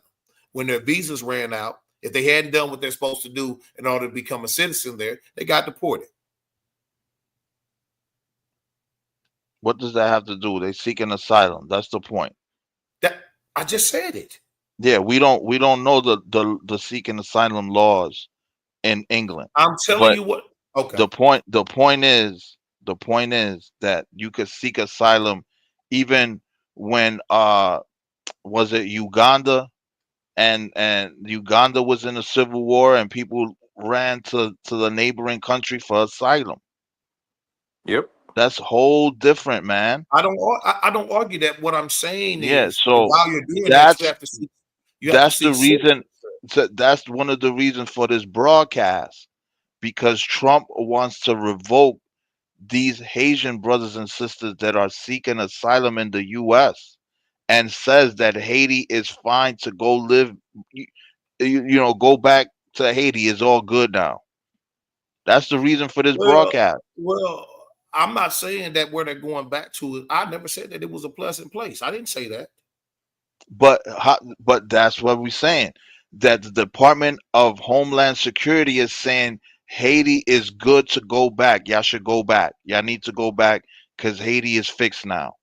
And I'm gonna say, how y'all gonna say that when y'all still putting travel ban on Jamaica? But hey, your Jamaica's so peaceful. Come to the island, man. It's irate of it. Is that what? No, it's I didn't hear about no Jamaican. they be doing travel bans on Jamaica all the time. Yeah, I didn't know it was one going on. I didn't see it on the news, or I didn't see it's them not talking like about it. it's not broadcast. But if you like, if Uh, you're going about your way to go and travel, that would be one of the places they would say they would advise you not to go. no, you talking about an advisory?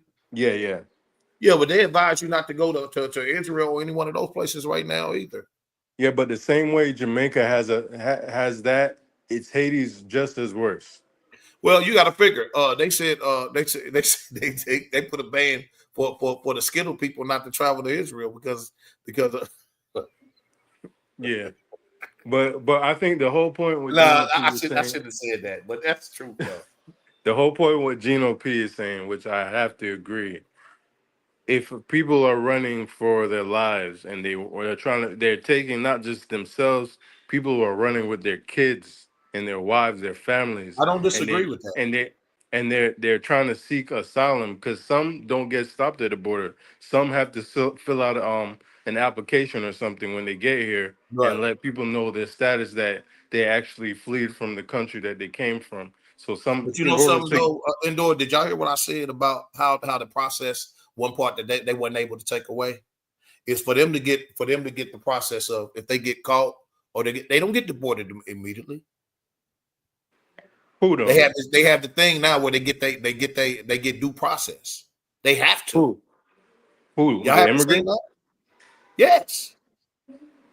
They can't like not so me, y'all didn't know nothing about that? What are you talking about? We talking about the Haitian people that are being are gonna about What I'm saying, okay, that the so you're not asylum listening. laws. hold on. We are touching on the asylum laws I for the understand that. That's Haitian. why I was saying what I just said. Right. So the asylum laws that were given to the Haitian brothers and sisters is now being revoked because Homeland Security is saying But you're not a listening to what I'm false saying to you. narrative.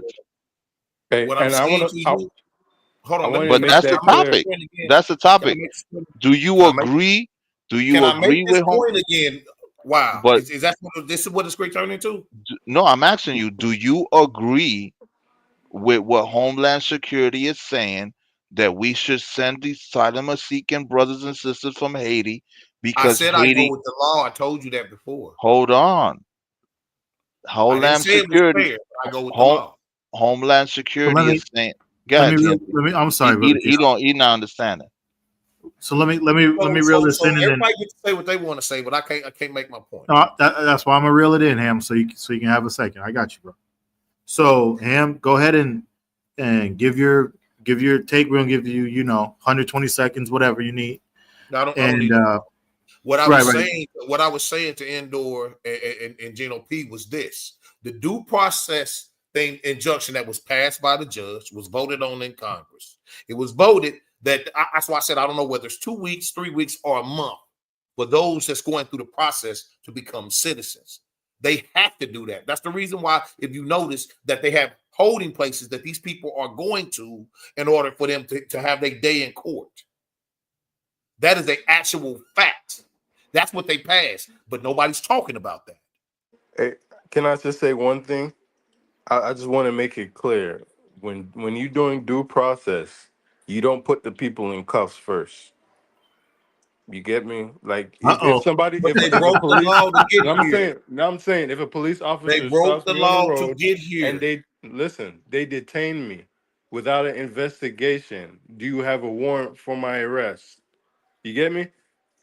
But if you're That's here not illegally, you don't get that. I'm letting that be clear. That's I not know. due I process. understood what you were saying. I really did. But I'm saying if you're here illegally, it doesn't.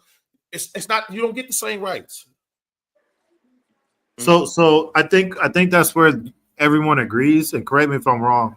If you come through in a way that is deemed illegal, and not just the U.S. but other countries across the world, right? Canada, Right.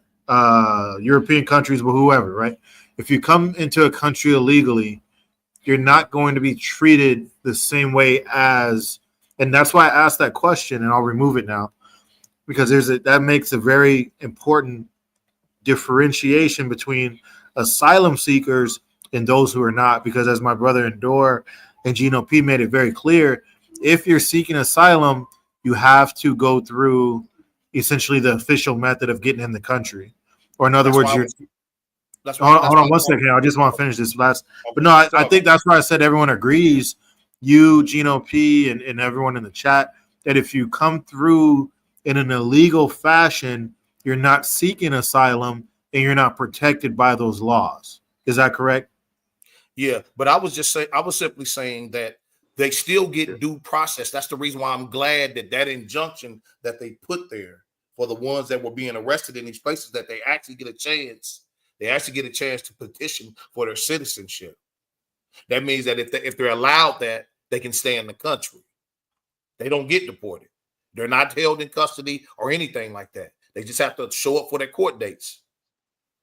But TNT, yes, that's what we were saying. Like Yes, they sir. would either get stopped, and they would expound that they were seeking asylum, or they'd have to take the proper protocol to say, hey, I'm here illegally, but it's asylum that I'm seeking. I'm running from this country, and then you can never return back to where you came from because you're actually Right. they'll mark you as a person that's seeking asylum. So that's where this comments, and I appreciate that, Endor. And Gino, we're going to hear from you too, of course. Pleasant Gift says, how do you know without an investigation first in regards to asylum seeker? And that's why I asked my brothers this question. Can you seek asylum illegally? And the question or the answer I got back was that if you enter illegally, you're not seeking asylum. If you are seeking asylum, you get a different form of due process. That's why I keep trying to say this, right? well, yeah, and I think that's where everyone agrees. with Yeah. that, and that's where you guys can correct me if I'm wrong. Yeah, that's what I'm saying. Like that's why I said, I'm being serious. Gino P. and have y'all actually seen that was not removed? What was not removed? The due process is the due process for the ones that are illegal immigrants. Have y'all seen that? Maybe the due process that I understand when studying law, I guess is just different from when it's handling immigrants. So if it's them snatching them up first and then giving them a time to like see if their They're not paperwork's gonna snatching go them through. up. If I get caught drunk driving or if I get caught trespassing and I get locked up because I broke the law initially. So Yeah. so let me try to make this digestible. Ham is saying you're not due process if you already broke the law. So, can I jump in on this? This is Adrian. I know a little bit about this. I could share with you guys, kind of clarify a little Yeah, bit. you got the floor, Adrian. We appreciate you, bro. So, due process, I'm pretty familiar with this. Due process is essentially, that doesn't mean that, for example, you have to prove that something was done at a particular time before you could arrest the person, throw them in jail, deport them. Due process is basically, for example, when it comes to criminal cases, your Miranda rights is part of your due process. Yep. Probable cause for arrest, prompt appearance before a judge, a trial. That's due Trial by process. judge. Yeah, So that's due yeah, process. yeah. So essentially, a cop snatching you up, handcuffing you, taking you to jail, that doesn't mean that your due process rights are violated just because they don't have a warrant for your arrest. Your warrant for your arrest is what the Constitution says is essentially when you hear probable cause, that officer is putting on a piece of paper, they're declaring that it meets certain requirements to show that there's a high probability that you committed this crime, and that meets the requirements to go before a judge. So you being detained in jail doesn't mean that your due process rights were violated. You going through the criminal justice system is your due process rights. And Wow. when it comes to being in the country illegally, asylum aside, and we'll touch on that as well. You're still getting due process rights. You're still going through. It's an expedited removal process. That doesn't just because it's expedited does not mean that you're not getting those due process rights. They just have a system in place to expedite that because that's what they choose to do. All right. So I want to hear y'all response to that. He presented his position very elaborately. I don't think any of us disagree with what he's saying. I want to state this comment from our brother Bob T. Bob, we love you for sure, my brother. I know this is a touchy subject. He says we shouldn't treat you like a human being because you came here illegally. That's what Black America is about. Man. Yeah, it got nothing to do. It has nothing to do with color, so that's not true. That black probably was a mistype. But, No, I don't think it yeah. was. But I'm gonna say I'm gonna answer to what the brother said because most of the stuff he said was on point. And like I said, yeah, due process majority has to do when you're facing the legal system, and Right. as long as the judge isn't biased to the claims that you've been made, obviously the officer would have to have a reasonable suspicion. But I'm saying sometimes that officer, his reasonable suspicion could be wrong and he'll snatch up the wrong person. And, it's like, oh, my bad. That's what I'm saying on that part when I say due process. You can snatch up the wrong person, or who was it? The father's son that got snatched up thinking that it was him, Right. but and it was the wrong person, and then they didn't do their investigation right, and that's where I would And say that's why we have due process. that's where I would say due Yeah, That's why but process. we have hold on. Let me- People do. Let me say this: people do slip through the cracks. I don't argue yeah, that. they do slip through the cracks, but yeah, due You got process men that done, will. you got men that done sat in prisons for 30 and 40 years. Yeah, I agree So on that. Oh yeah. it's good to come to a Greetings, point of brothers. agreement on that. I want to greet my brother in Holiness, the second half of the Holiness twin duo, and Oh also yeah. resident Trinitarian Patrick T. Oh, But before we move on to y'all, Hey, Adrian, don't forget Democrat resident Democrat and Kamala Patrick T. Harris is a supporter. But we regardless, we do want to hear you brother's opinion. Everything is always your right to share in regards to that. Adrian, I didn't want you to feel cut off or that you had anything else you wanted to say. You didn't get a chance to say it, so we're gonna give you the floor again to get out anything else you may need to say, my friend. So I appreciate that. So basically, I see quite a few perspectives on this. I Right. actually have to experience, some part of this whole situation on a weekly basis with the line of work that I do, and Wow. it's I see the various viewpoints on it. I'm the type of person that I am, both in my profession and then just as a person. Yeah. I hear people out, and I can I have a level of empathy when it comes to those things. At the same time, I also see what this whole situation, the whole purpose behind why people are being deported, Yeah. why this has to happen, and Wow. for someone who I'm a paramedic, and work for a fire department, and I was gonna say you sound like a go. first responder, a very cool one. Yeah, We appreciate your I service. am. Yeah, I appreciate it. And so our job is to care for everyone, regardless of gender, Amen. race, religion. Doesn't matter. We care for everyone. And I've been lucky to be able to go a little further in my line of work. I've actually done a lot when it comes to security, I guess we could say, and in our communities.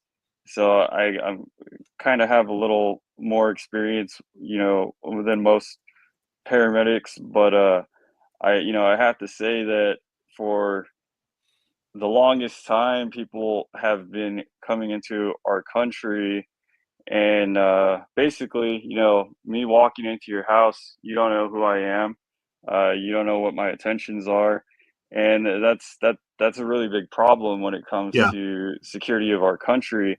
I'm all about immigration, all about people coming here legally to better themselves, or to have better opportunities for their families.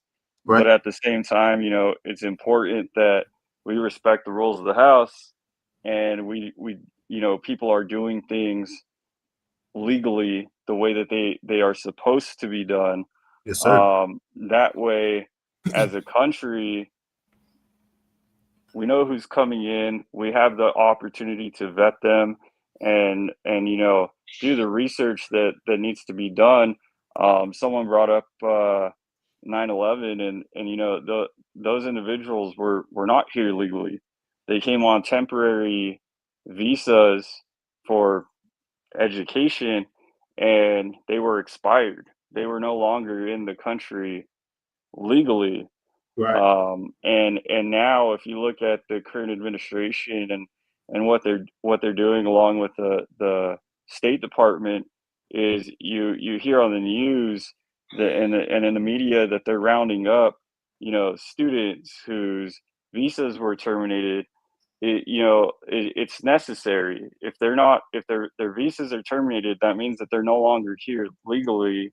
Right. We don't want a repeat of what's happened in the past, and we all know what's happened in the past, and how much that affected our country. So it's, we may not all agree with, what the law says, but the law is the law, and it needs to be followed. If everyone's, quick to point out our president and, oh well, he's not doing this right, or he's doing this wrong, or he's not releasing his taxes and all these things. But when it comes down to it, the law is being enforced now, which people just have not seen for a long time. Agreed. Wonderful. Let me say, again, we appreciate your service, Adrian. It's been a pleasure speaking to you, my friend, and we pray that the Lord continue to protect you and bless you and your family. I appreciate that. You as well. Thank you, sir. So now, TNT, before you go to Pat T, yes, sir, and the rest, again, this broadcast, this early episode on the TNT network, is about the asylum seeking refugees and the laws that protect them. Is touching touching the Haitians, touching the Haitian community. Mm-hmm. Homeland Security is saying the reason why we are deporting them or are cutting off this asylum seeking act or protection is because Haiti is safe enough to go live there. That's a bold lie. I sent you a video to that effect, TNT. It's only 1 minute. I was hoping you could play it. Oh, okay, that's what you meant, Pat. I misunderstood what you were saying. What's good, brother? What's good, brother? So you gotta see it. Just 1 minute. And that's the gist of it. That's the gist. I appreciate you going back to that, Gino P. Because again, that's why I asked the question: can someone seek asylum illegally? Yes, there's a horrible situation going on in Haiti. If a person is in that situation and they come here undocumented, Brother Bob, you have a year to seek asylum. If you cross illegally, you have a year. But the majority of the people is crying out at the borders. As soon as they see authority, they say, "Hey, I'm here to seek asylum. I'm messed up." And that's an important thing to realize. And I'm gonna go right to you, brother in Holiness. I got you. We heard a lot. The chat, obviously, there's a lot to talk about. I just want to read this one comment real quick. Overcomer testifying, I'm a legal immigrant that became a citizen, and I carry my citizenship card on me whenever I leave the house. So I think that's an important thing to realize, that, hey, you still have to prove, or you still have to have some type of proof to perhaps make sure that you're protected. I don't know if that's right or wrong. Maybe that's an opinion.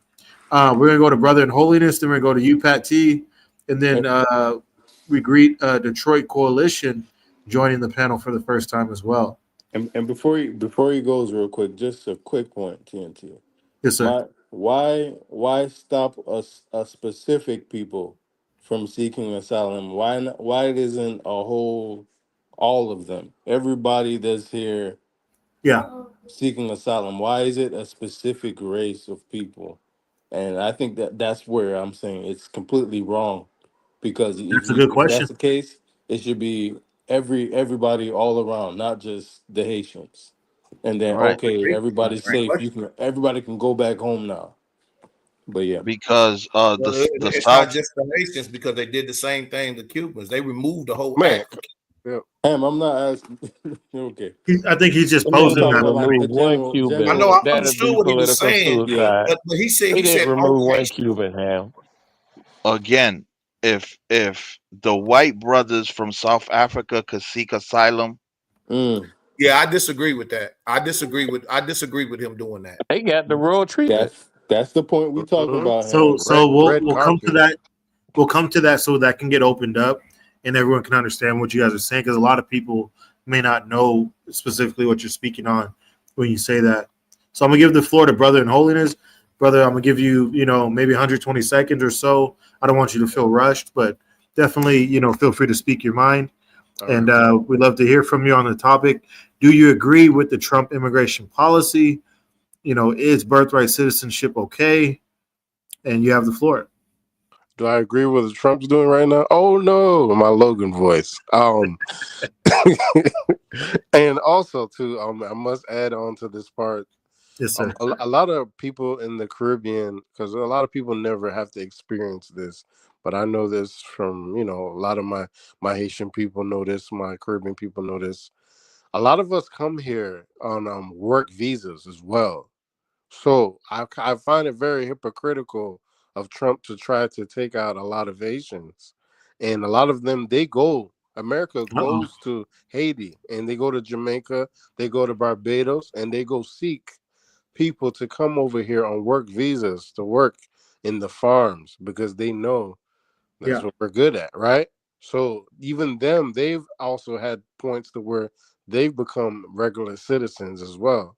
So to me, for him to go do all of that extra stuff to go kick out people, but you still want us to come over here on work visas and do farming, that's ridiculous to me. So to me, at the end of the day, it's like, for you to take away the parents from their children that are national born citizens, right?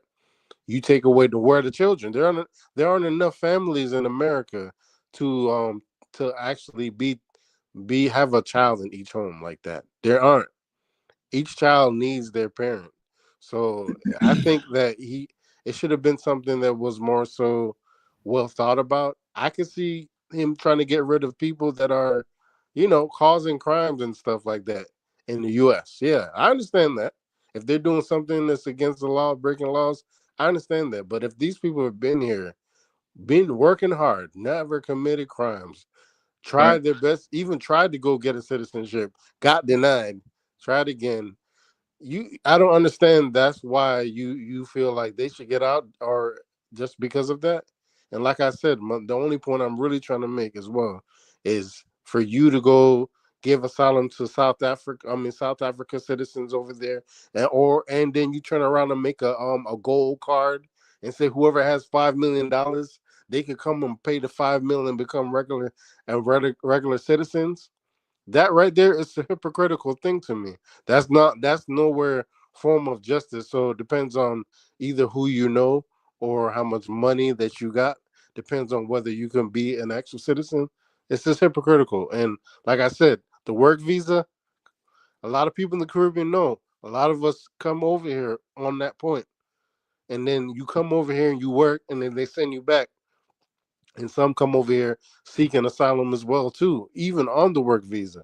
So if they're going to get rid of them, then why you still got them here working on the farms for? Why you can't get regular American citizens? You know why?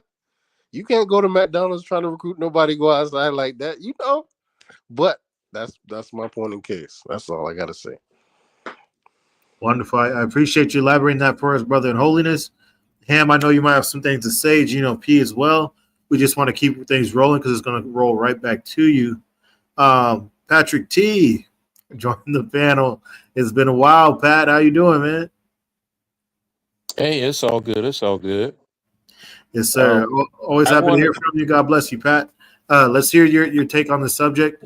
I know there's a video. Go ahead. Yeah, could you play that video? Because it'll give people to see what I'm talking about. All right, so we want to give some context here. Patrick T sent a video. Pat, what video is this? I just have to make sure, I'm not walking It was Haitians eating. Okay, I got you. No problem. Okay, so I got the video up, Pat. This one here, it's heartbreaking. Pat wants us to put this to context, so I'm going to play it because we want to bring the truth forward. We don't want to hide any part of the narrative. So this video sent to us by Pat T, and it's titled "Haitians Eat to Survive: What Haitians Have to Eat to Survive." And so we'll go ahead and play that now. Haiti is the third most hungry country in the world. Commodity prices are unusually high. The people of Haiti do not have enough money to spend on food as they go. Therefore, clay biscuits or clay roti have become the favorite food of poor Haitians. This clay roti is made by mixing vegetable oil with salt. After making clay roti, spread it on plates and dry it in the sun.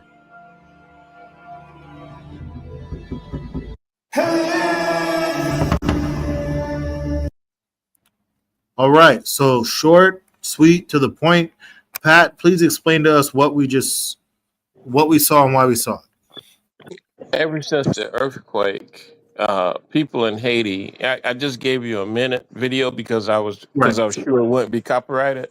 Yes, sir. But if there's other videos out there that show that the children and the adults eating that clay roti, what they call it, just to have a fake full stomach, because the hunger pains are so hard that they eat salted mud, sometimes a little fat in it, just to fill their stomach.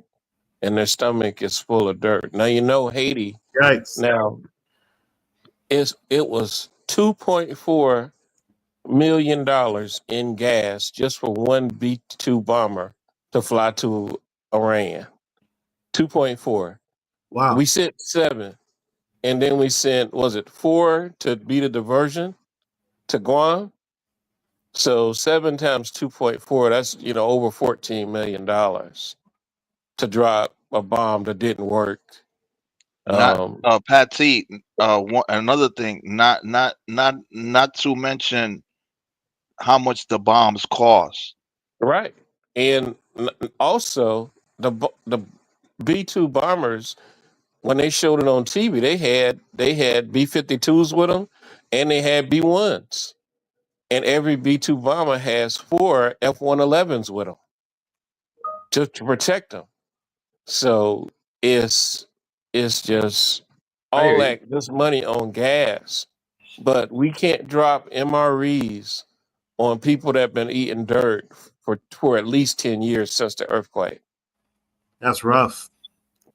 That is a difficult video to see. It's I don't know the truth one way or another, so I don't want to speak on what I don't know, like Brother Ham said. And I appreciate you showing us that side of it. SV, shout out to my brother. He says, I visited Haiti a few times. Last time I went, roughly 5 years ago, food was good over there. No, you're talking about a recent development, Pat? No, it's still like that today. It's been that way since the earthquake. SV didn't go where barbecue runs the town. They have no government. And explain to us who barbecue is, Pat.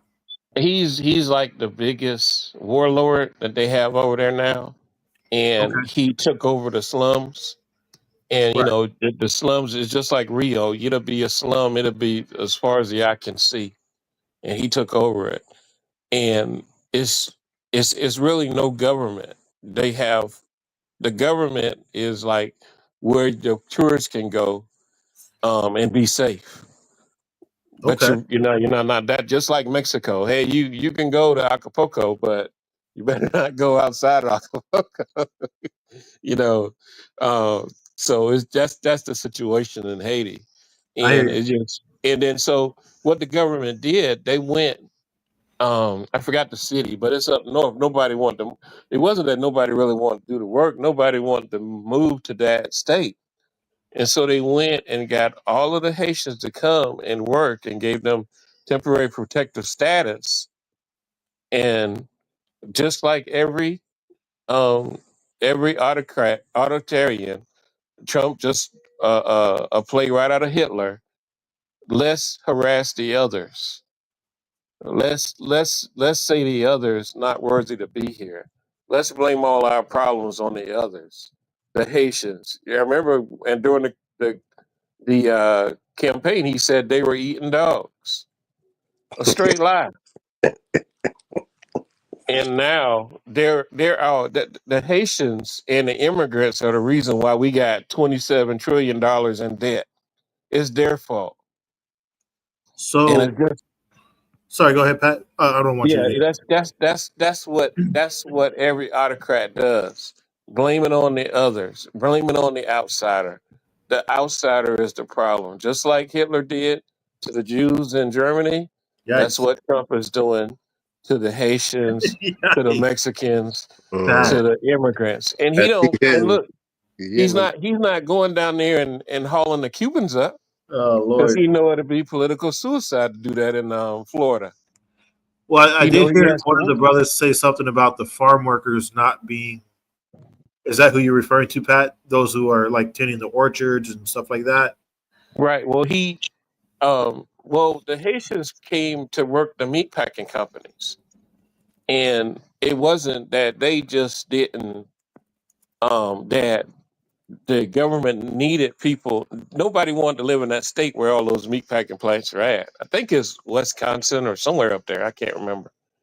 But and so they went and got the Haitians, and the Haitians came, and then they built the community, and they kept the state afloat because they were the workers that worked that community. Now, Right. since Trump got in office, he's saying, "Forget about what you've done." And another thing, Wisconsin is falling apart because of all the dairy they have up there. Now they don't have no workers, but Trump targets not only the disenfranchised, he targets the others, and then he targets the ones that are in democratic states. He's not running down people in Texas. He's not running down people in Florida. He's only doing it in democratic states, and that's what he likes. He wants to see the children crying on the nightly news that their father got So, taken. so that is one position on it, Pat. I don't know as much on it to say, yay or nay. I'm just kind of going off of right. Gino P and quite a few others have a similar position to you, Pat. Ham Mhm. and I think Brother Jamond, who was here, perhaps Adrian, who was here before, have a different position on it.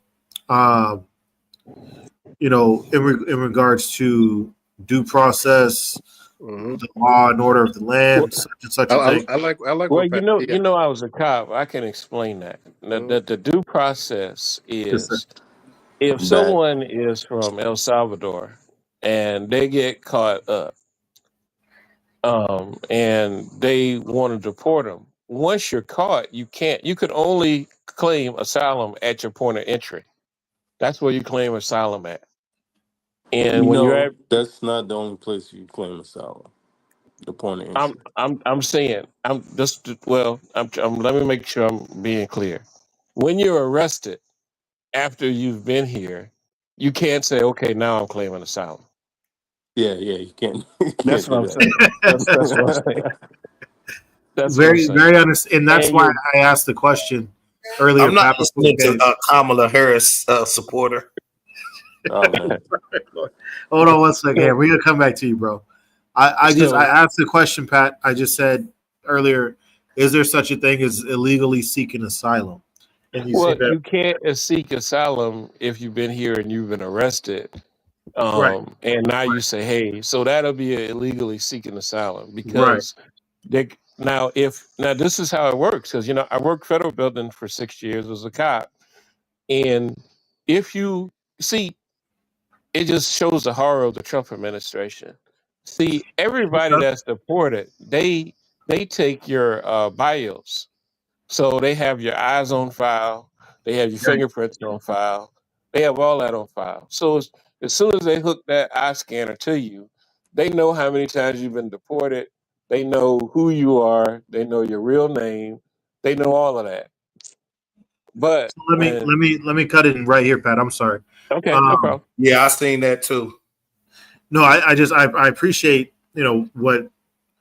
what Pat is saying, again, it's one position on it. Pat comes from, he has a background as a law enforcement first responder. We appreciate your service, Pat. And we appreciate your, Except sharing. for the Kamala Harris part. Well, yeah, that is what it is. I'm sure Pat doesn't agree with asking the question, "What is a woman?"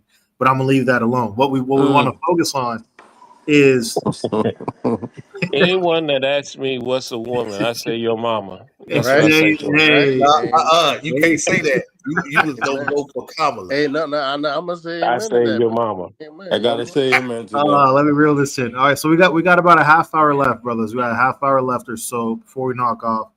SV and Bob Yeah, do T. this again, TNT. Hey, look, man, my wife just got home from work, y'all. Hey, I Okay. gotta go. I mean, I enjoyed the conversation, man. Amen. Like I Shout said, out to Mrs. Ham. Yeah. She just went in the Shout room. out to Miss She kind of got a little Yeah, attitude. shout out to Mrs. Ham. Ham, before you leave, do you agree that asylum seekers should be deported? Well, I gotta say this, Gino. Hold on, That'll I be a gotta say no. this. Right? Everybody, all of the presidents have amended these different immigration bills, regardless of which part you're talking about, right? So you can't.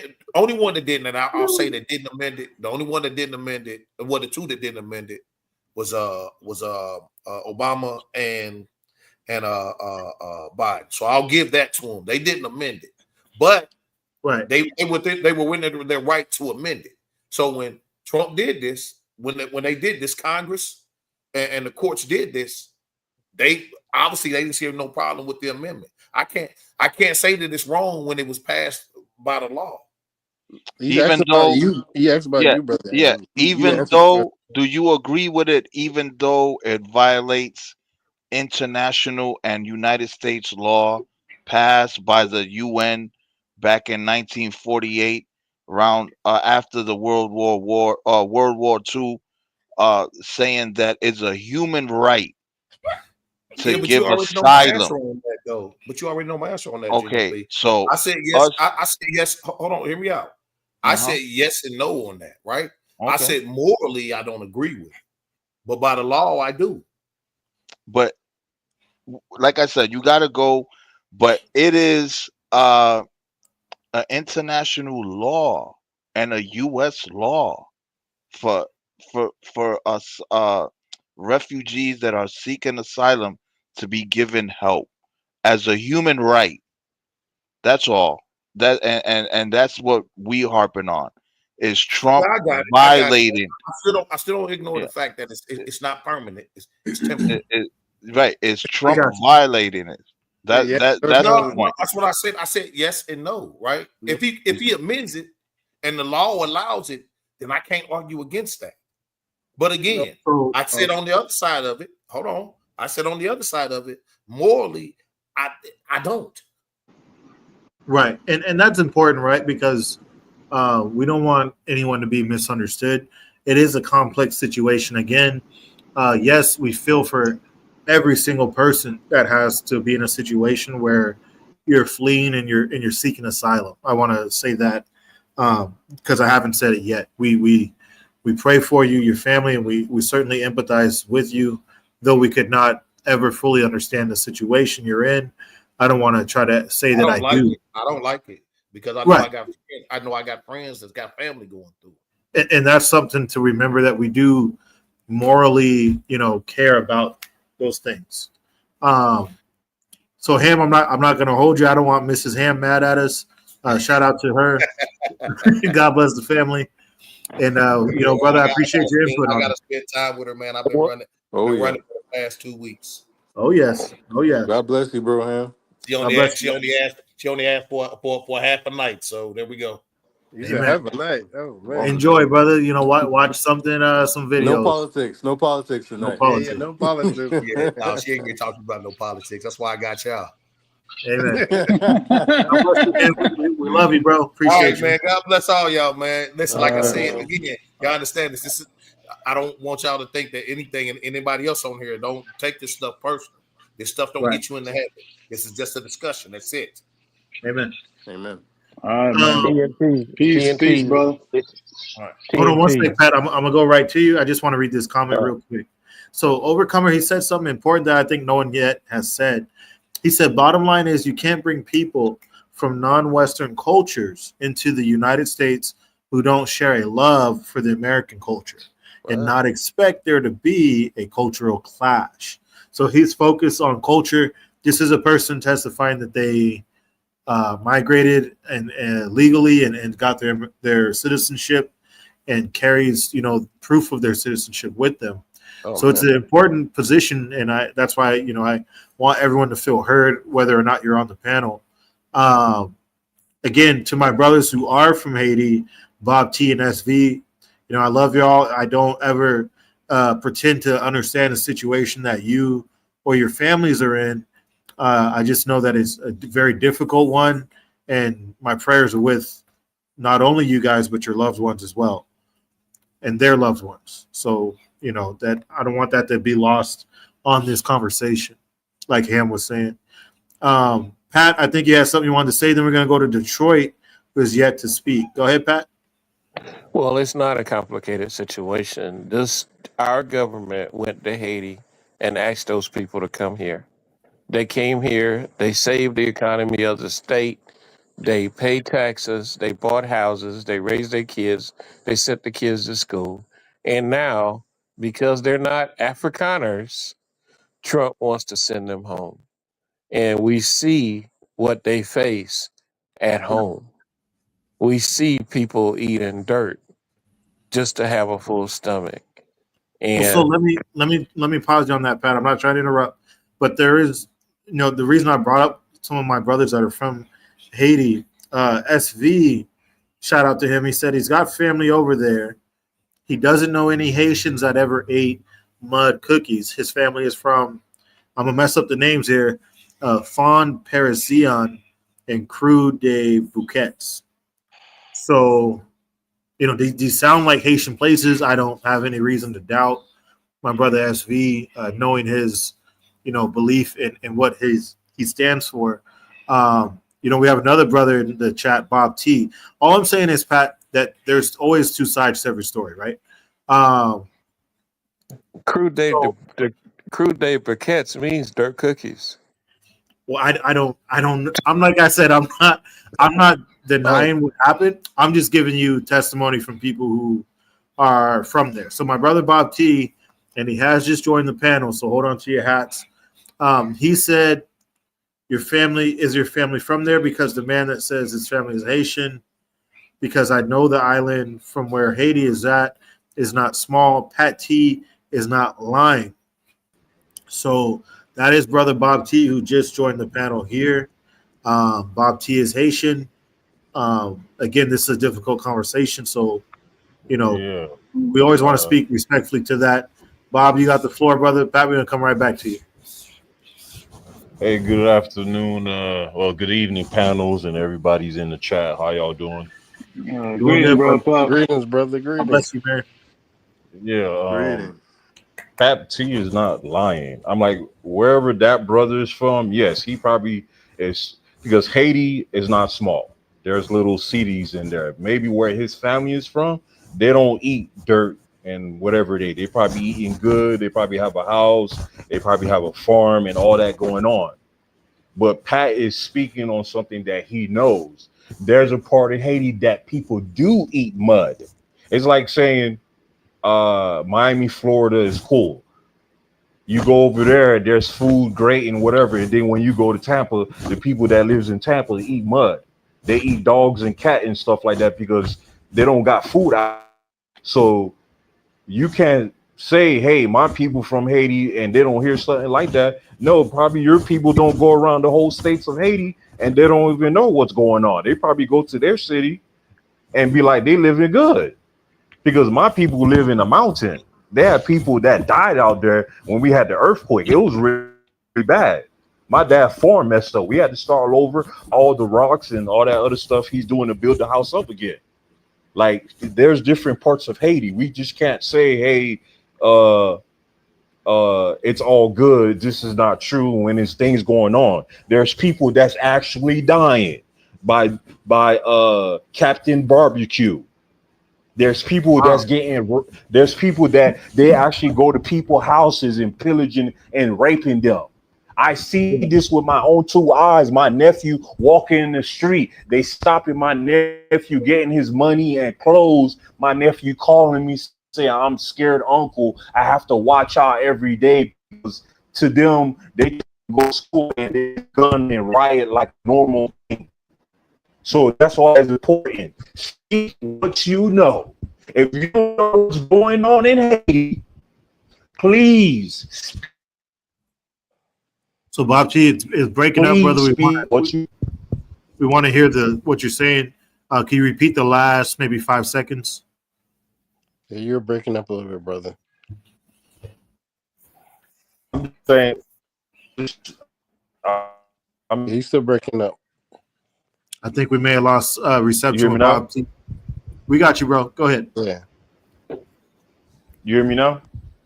Yeah, we can hear you, brother. Yeah, I'm just saying there's part of Haiti that people are not going through stuff, and there's part of Haiti that people are going through stuff. But to say to go back and it's I'm sorry, Bob. We losing you on reception, brother. Yeah, I think StreamYard kicked him out, but he'll be back.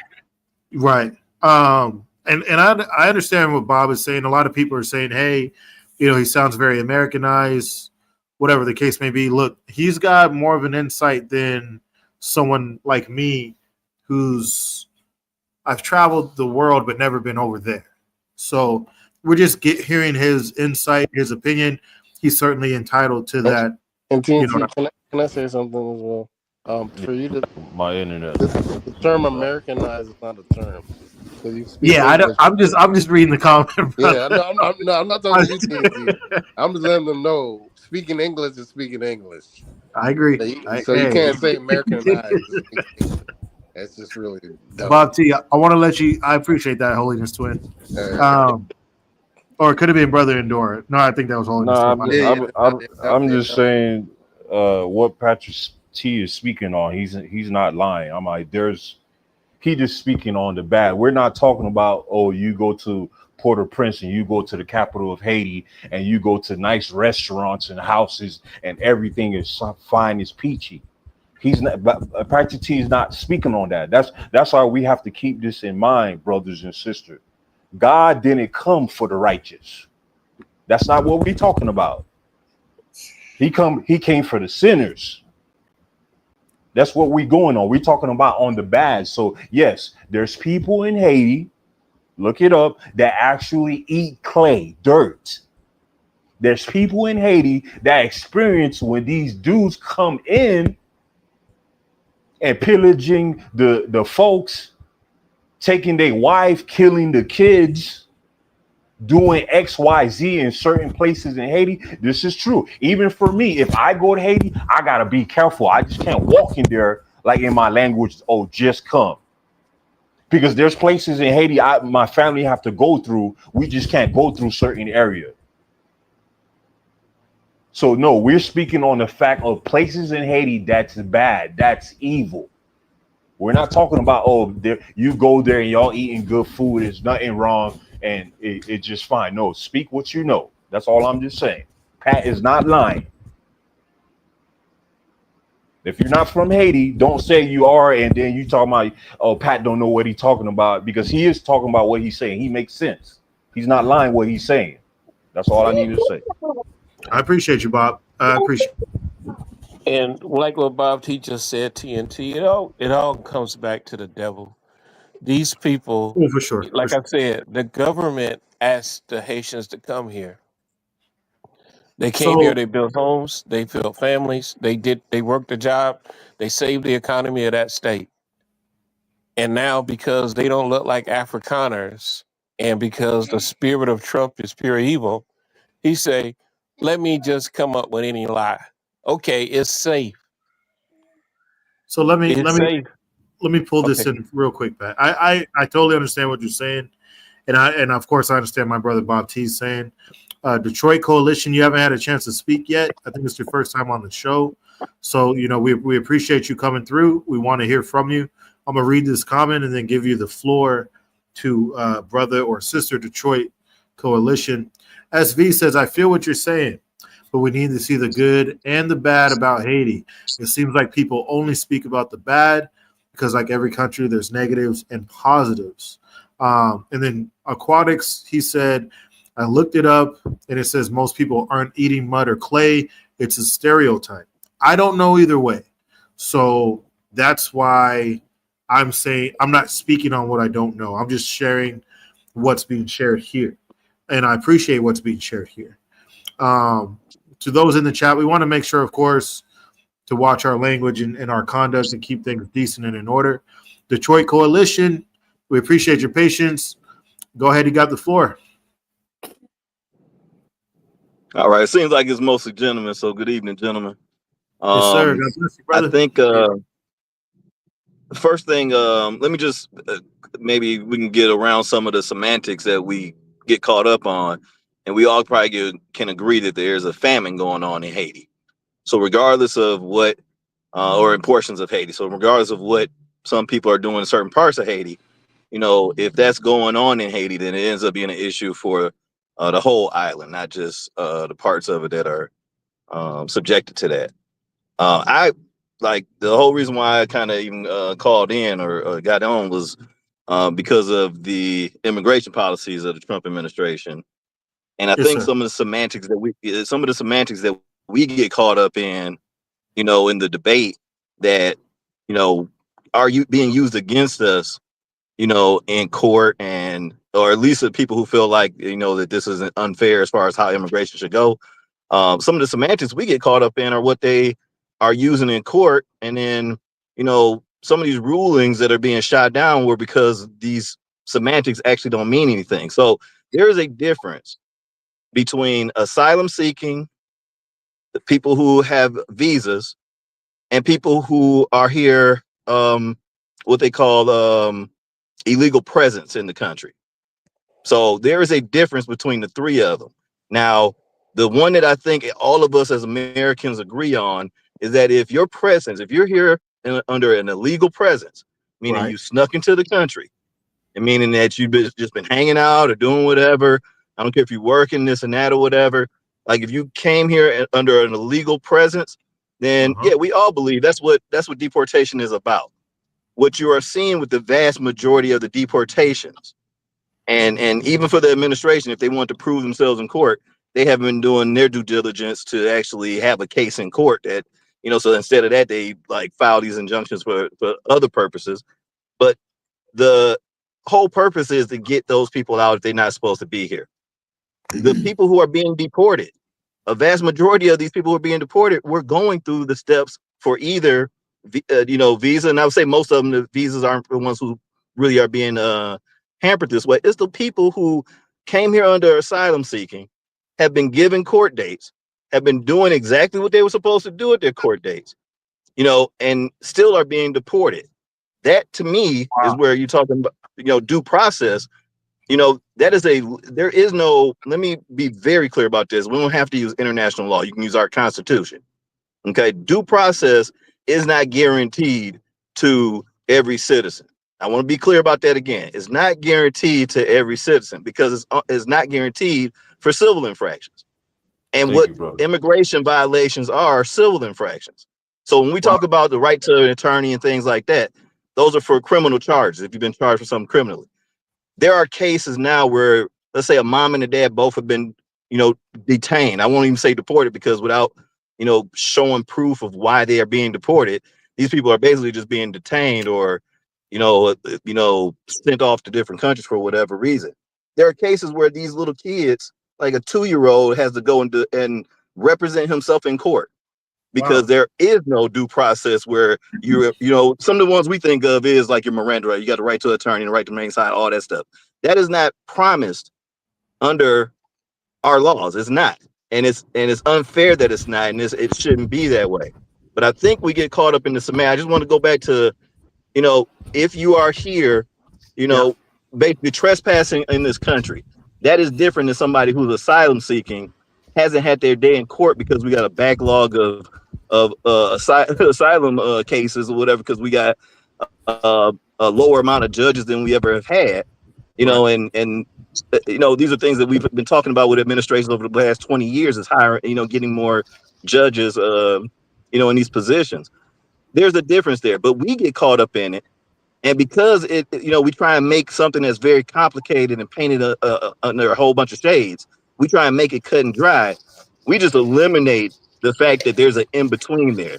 That people who have a visa are one thing, people who came here under asylum seeking are one thing, people who came here and just are hanging out in this country and doing whatever is a different thing.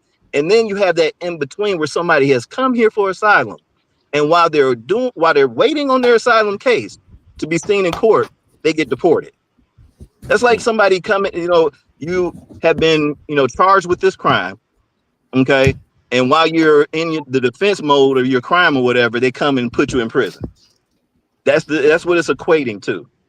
And there's some parts of some administrations that are comfortable with this. And that's when you can start looking at your morale. If we look at or morality, if we're looking at morality to have its shape in the form of laws, then we're gonna be looking forever.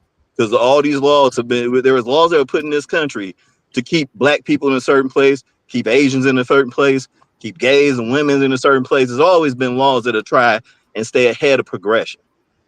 And what happens is when you can't change and amend the laws, and going back to whoever was talking about, you know, Trump amended this, they haven't amended jack. They have not tried to change a law.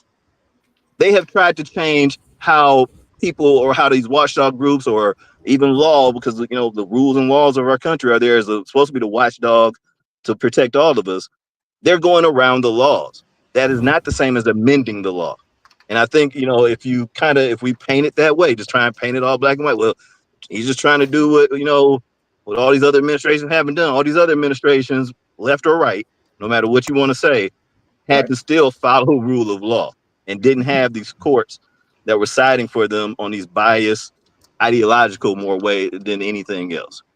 So I just want us to be clear, like, you know, we don't know what these cases are for all these people. We can paint them all as being here illegally, but we don't know where they fit on that spectrum I was just talking about as far as immigration. And they all being swept up into the same boat. And if they all swept up in the same thing, we don't try and decipher. We don't, you know, you're not gonna dig through your trash can to try and figure out what you dropped in there unless it was something that was so valuable that you can't go on without it. And we don't feel like we can go on without these people that are being deported here. So if they get swept up in the trash, they just in that bag and we on to the next cycle, if that makes sense. Brother, thank you for articulate what you just said, brother. I really appreciate that, brother. I'm happy that you see that. You don't just see the white line and be like, we just gonna scoop everything together and throw it under the rug. I appreciate that.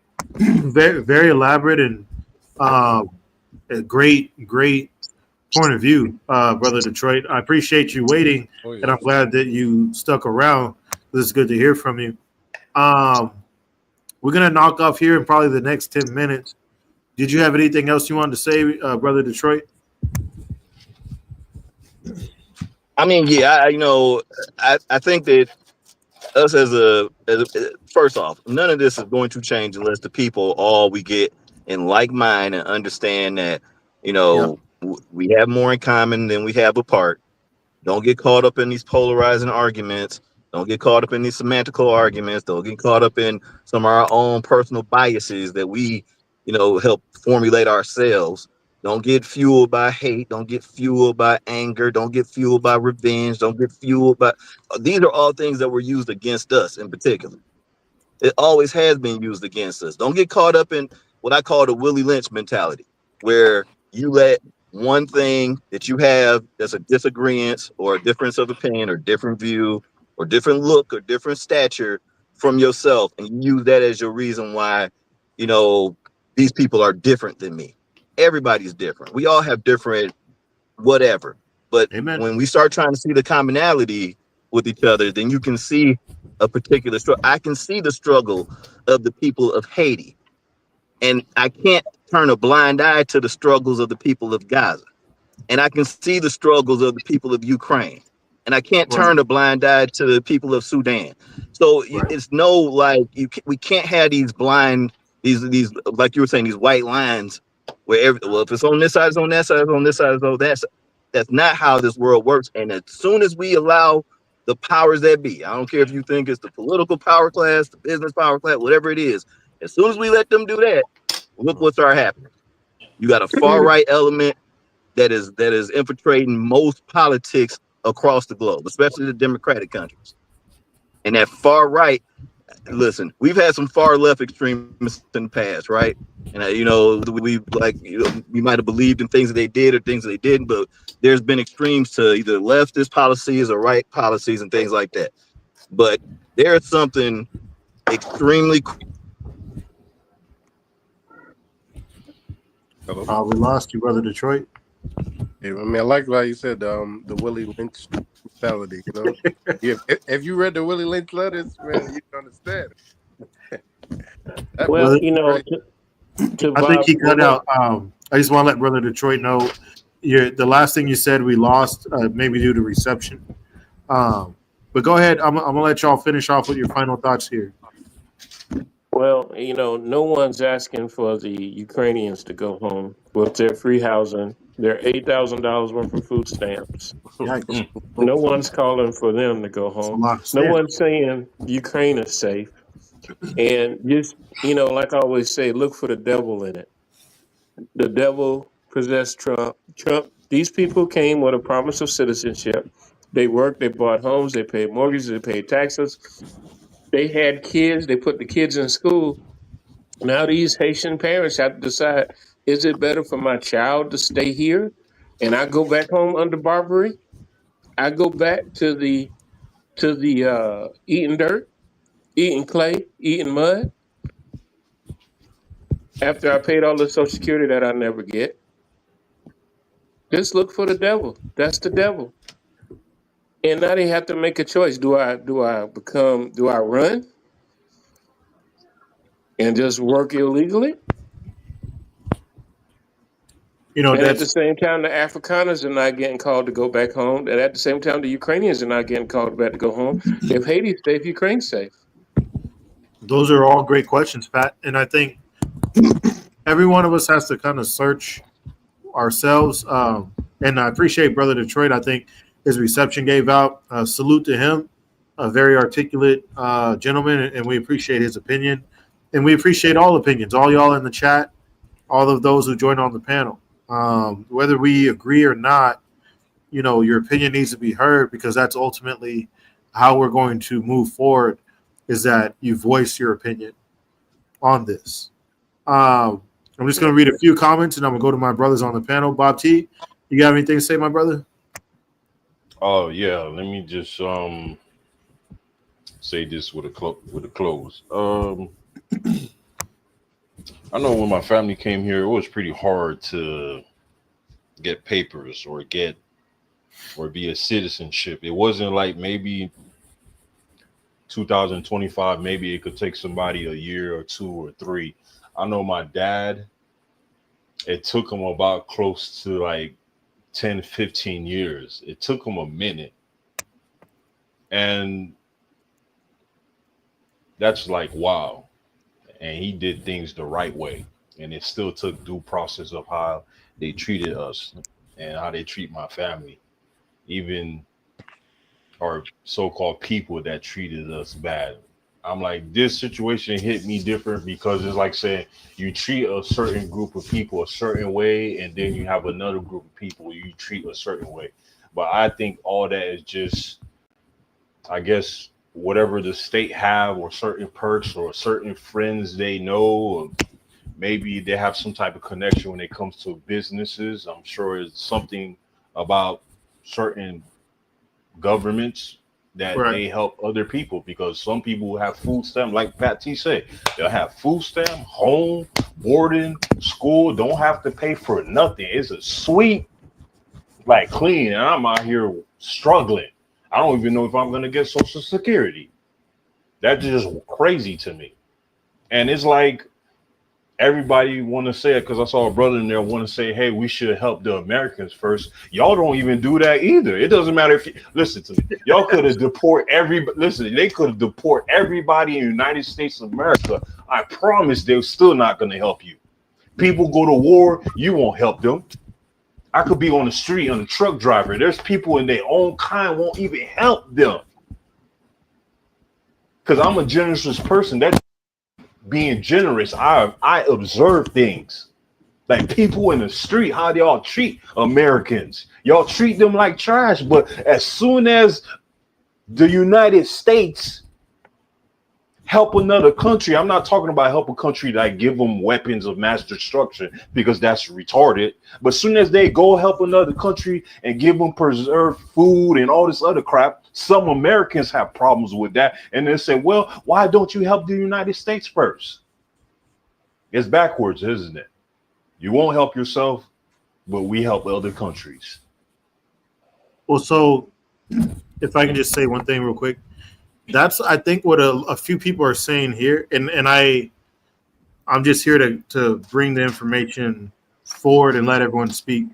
Though he agrees to you in that respect, Bob T, how can we help the Haitian if we cannot even take care of our American homeless? I mean, that's an interesting question. I'm like, y'all send $1 trillion to, what is it, Iran for the weapons? I'm like, that's what we do. It comes out of my tax. When I look at my tax, I see certain money's out. You know where does it goes to? They pay millions of dollars to help Ukraine with the war, billions of dollars, but yet American. How can you go hungry, but your own people is suffering? Deal with your own first, but at the same time, Bob, Pastor T could attend to this. When it comes to law enforcement, if we're not gonna do it for one, don't do it for the other, or don't do it at all. Wonderful, Brother Elliot. I agree. Good points. Gino P, are you still with us? Yeah. From Uptown, what you got? Pat T brought up a very interesting comment. The Ukrainian brothers and sisters that were fleeing the war, what about those 200 and what is it, 207,000, 207,000. Wow. 207, right? 100,000 of Ukrainian brothers and sisters. Will they get deported too, or just the Haitian brothers? Now, good question. Right? Because they also were seeking asylum. Why just the Haitians? That's a great question. Because We got to they ask don't, ourselves. because they don't look like Afrikaners and they don't look like Ukrainians. And if you on TV grabbing Ukrainians and Afrikaners and throwing them into a truck, you know who would be afraid of that. But when you do it to the Latinos and the Haitians, the powers that be say, well, that's not me, that's the others. See, it has to be the others. It can't be people that look like you, because if somebody look like you, it's going to be you next. But Pat T, the UN, when the law was passed as such as after World War II and the atrocities that were made by the Nazi regime, asylum seeking is like human rights 101. Right. It's law. It's law. And my point is, that's not what happened to the Haitians. We went and got the Haitians and said, please come and help us. That's the difference. That's the difference. And now they're going to renege on the promise that they made to the people and say, no, you go back now. You go back under Barbara. You go back to the dirt cakes. And we can pay $4 million in gas, but we can't drop expired MREs on Haiti so everybody can have a meal. Because I believe Katie Kathleen Gnomes, the head of Homeland Security, is saying that Haiti is all right now. Haiti has fixed itself and it's in the right direction. Wow. and you could go back and live in Haiti. This is what the Let leader me- of Homeland Security is saying. Okay, now in Cuba you get free health care. Now, if Haiti, which has no government, is okay, then how about all the Cubans? Isn't it time for them to go back too? But they're not going to take a chance of losing Florida. So I mean, good. These are interesting questions. And interesting comments, Gino P and Pat And T. the Ukrainian brothers and sisters, again, they also asylum seekers. Are we sending them back, or are we sending them? You know, So red carpet for the Afrikaners, red carpet for the Ukrainians. Free housing, and free food stamps, $8,000 as soon as you drop $8,000 worth of food stamps. My last point I really want to make is, is that if something is wrong, it's wrong, period. So if you need to see somebody that needs something, you should always, try to go help out a brother or sister. The fact that people even right now online are like debating on whether or not it's a right thing to do shows the mankind and the state of men, like how people really feel about each other. Because at the end of the day, the US ain't nothing but immigrants. Everybody is an immigrant. Even the people that came on Plymouth Rock were immigrants. So America is founded on immigration completely. There's no one, even the ones that have their great, only one that's native to this land are the Native Americans. That's it. So to me, the fact that they talk about immigration so slightly, and people that need help are seeking asylum, and like I said, they only do it when it's convenient to them. If they keep on changing laws, and today they want to change the law, the real thing should be whether it's right or whether it's wrong. You shouldn't take away children's parents away from kids. That stuff isn't right. So to me, it's like it's about doing the lawful thing, the right thing. But that's all I gotta say. Bro, TNT, somebody in the shower, somebody's live streaming from the shower. Bro, TNT, before you say anything, yo, listen, Haiti is so wicked, right? They Yes, had sir. a president. You know what they did to that president? They killed him and him, the wife, and the kids. Yep, Yikes. got murdered. That's how wicked. Do not run for president in Haiti. But it's safe out there. It's safe. You could go back. We don't need the asylum no more. We're gonna just strip that. Y'all just could go back to Haiti. It's safe. Everything is good. You could get a chicken dinner. It's all good. Come on back. Yeah, I just got one scripture because I know you about to knock off TNT, Yes, sir. and it's Deuteronomy 15 and 11. This is a commandment for it was the Old Testament church, but yet still a commandment that Jesus preached on. So let me put this up real quick. I don't know one way or another. What we got back from another Haitian brother, SV. He said the president was killed in Haiti. Pardon me, unalived in Haiti. His wife and kids were not. I don't know one way or another. I'm just reporting back what another Haitian brother is saying.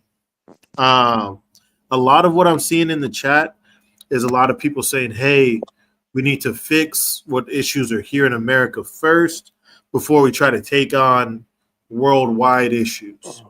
That's a matter, somebody that's an opinion. I don't disagree nor agree with just off rip. I understand that position for sure. And I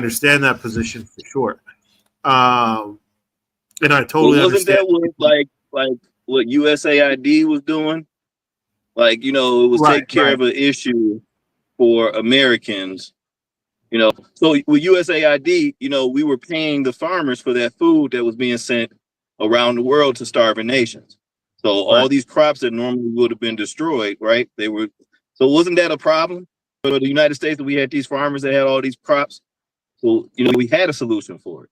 It's just when people say that, it's kind of like when I hear people say that the lesser of two evils, or, both bad people on both sides. We got our problems here at home. What is the problem? What is our number one problem here in America, and it's hard to pinpoint. But it's funny how, like, if you pinpoint what our number one, like, domestic threat is, that's something we all can agree on. If there's a domestic threat, we should work on that. The number one domestic threat for the last decade plus has been the rise of neo-Nazism and white supremacy in our country. America So himself. when they talk about we got things to work on in our country, it's cool to ignore it when it's people that are maybe a shade that looks comfortable to us.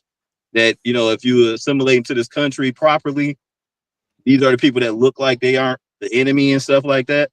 That's fine and dandy when that's the case, but that's not what's going on here. And to say, you know, we got to worry about our problems here, that's commendable. I'll say that. You know what I'm saying? Let's just say that. There's nothing wrong with taking care of your things at home. But we have spread ourselves all over this globe so much that we have become problems in certain regions of the world, where now if we leave, it is more dangerous for us in the world. You know, there's so much that can be said on this. We're probably gonna have a part 2. But I appreciate the rise of neo-Nazism. There's been a lot of black brothers that have been found in woods lately. Good kids that the parents is like, man, what they doing? They wasn't going out to the wood, found in woods, and so yeah, the rise of neo-Nazism could be another great topic.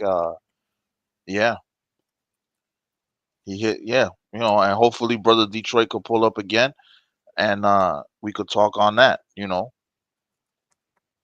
Yeah, and you know, I just want to say to everyone who's watching, to all those who participated in the chat and on the panel, you know, we're not staking a position one way or another. We are just having an open conversation. You know, I don't want Brett. He's like, you know, this channel is about skin color. No, we're just we're having a discussion. This channel is about holiness. We just touching on something that is in the news, right? Our Haitian brothers and sisters who will be affected if this comes to pass, right? And since we in the way of holiness, we suffer with those that suffer. We cry with those that cry. Amen. So, you know, with that being said, again, I appreciate everybody on the panel: Patrick T, Bob T, Gino P, Brother Elliott, Brother Detroit, Holiness Twins, you know, all those who participated in the chat for sure. And let us end with the most important word, because we've heard a lot of words tonight. We've read a lot of words tonight. But of course, the one that's above all is the word of the Lord. So we'll go ahead and grab that scripture from Brother Gino P. And then we'll knock off after a moment of meditation. Go ahead, Gino. What's that? Deuteronomy 15:11. If you put it on the screen, it was for the Old Testament church, but Jesus did preach on it. Amen. For the New Testament church. So I'm going to go ahead and put that on the screen as we take some time to reflect on what was said, what was covered, what was shared. I'm going to end the poll. It's at a 60-40 split. 237 people. 60% said no, they don't agree. You know, so it's not a big, it's not a clear divide. There's it's not leaning one way completely. There's a clear divide on this. But you know, Overcomer, I appreciate you for sure, your testimony. Shout out to our beloved sister Nicole Barkus, Sister Monica, Terrence Wood, Pleasant Gift. Brett, appreciate you. God bless. One Cup, Two Bears, Mother Carr, Uso Drago, Joe's Aquatics, and the many others who are yet to be named. You're all very much appreciated, as well as my brothers on the panel. So let me put up this verse right here for my brother Gino P. We're going to knock off with a moment of meditation. We reflect on the word of God. Indeed, the most important word that we've heard or will hear this evening and every evening, as it comes from the Holy Scriptures. Deuteronomy chapter 15 and in verse 11, for the poor shall never cease out of the land. Therefore I command thee, saying, Thou shalt open thine hand wide unto my brother, to thy poor, and to thy needy in thy land.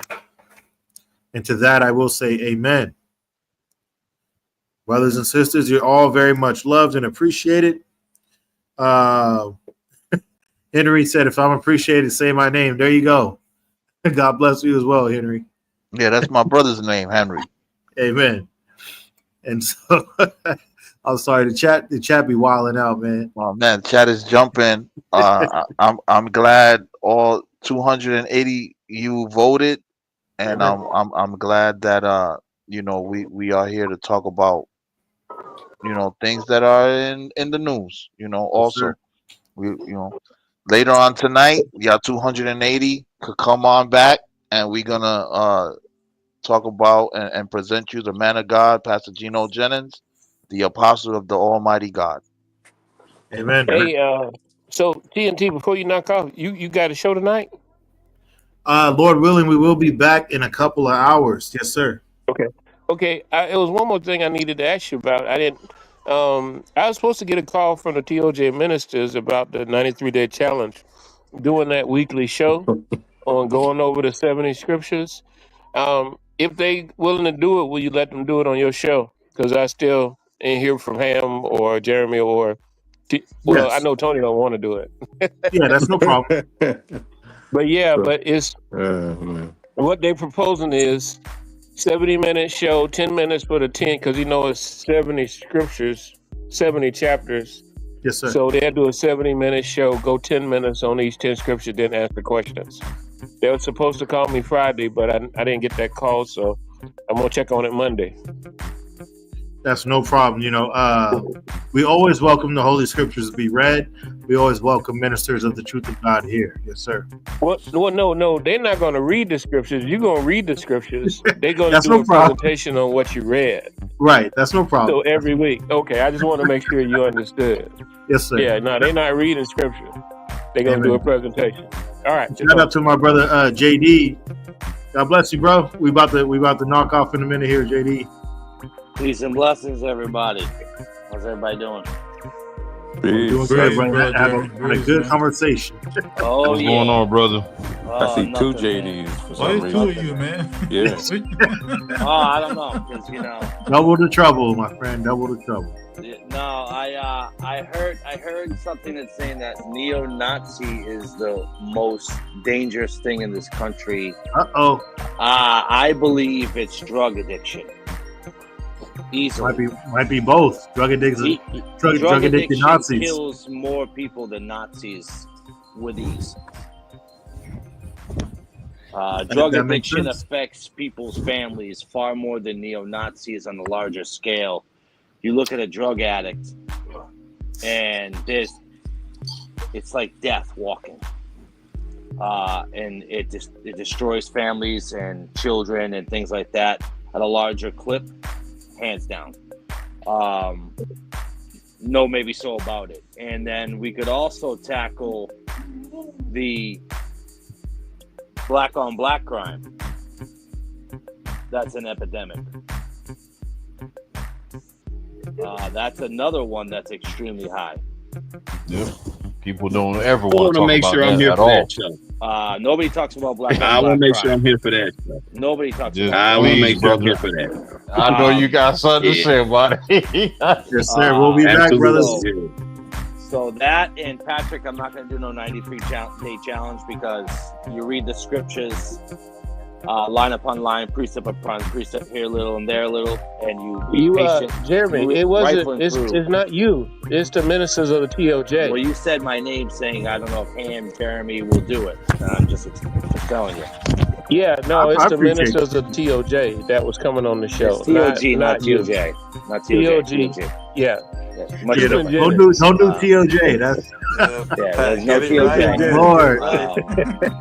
Don't do that. Nice slick one, Patrick. You just can't resist. Don't do that. Don't do that. Just can't resist yourself. Oh, Lord. Hey, you baited me, man. You started it. I didn't bait you. You're the one who said it. We gonna reel it in, brother. Let me reel you it baited in. me. You started it.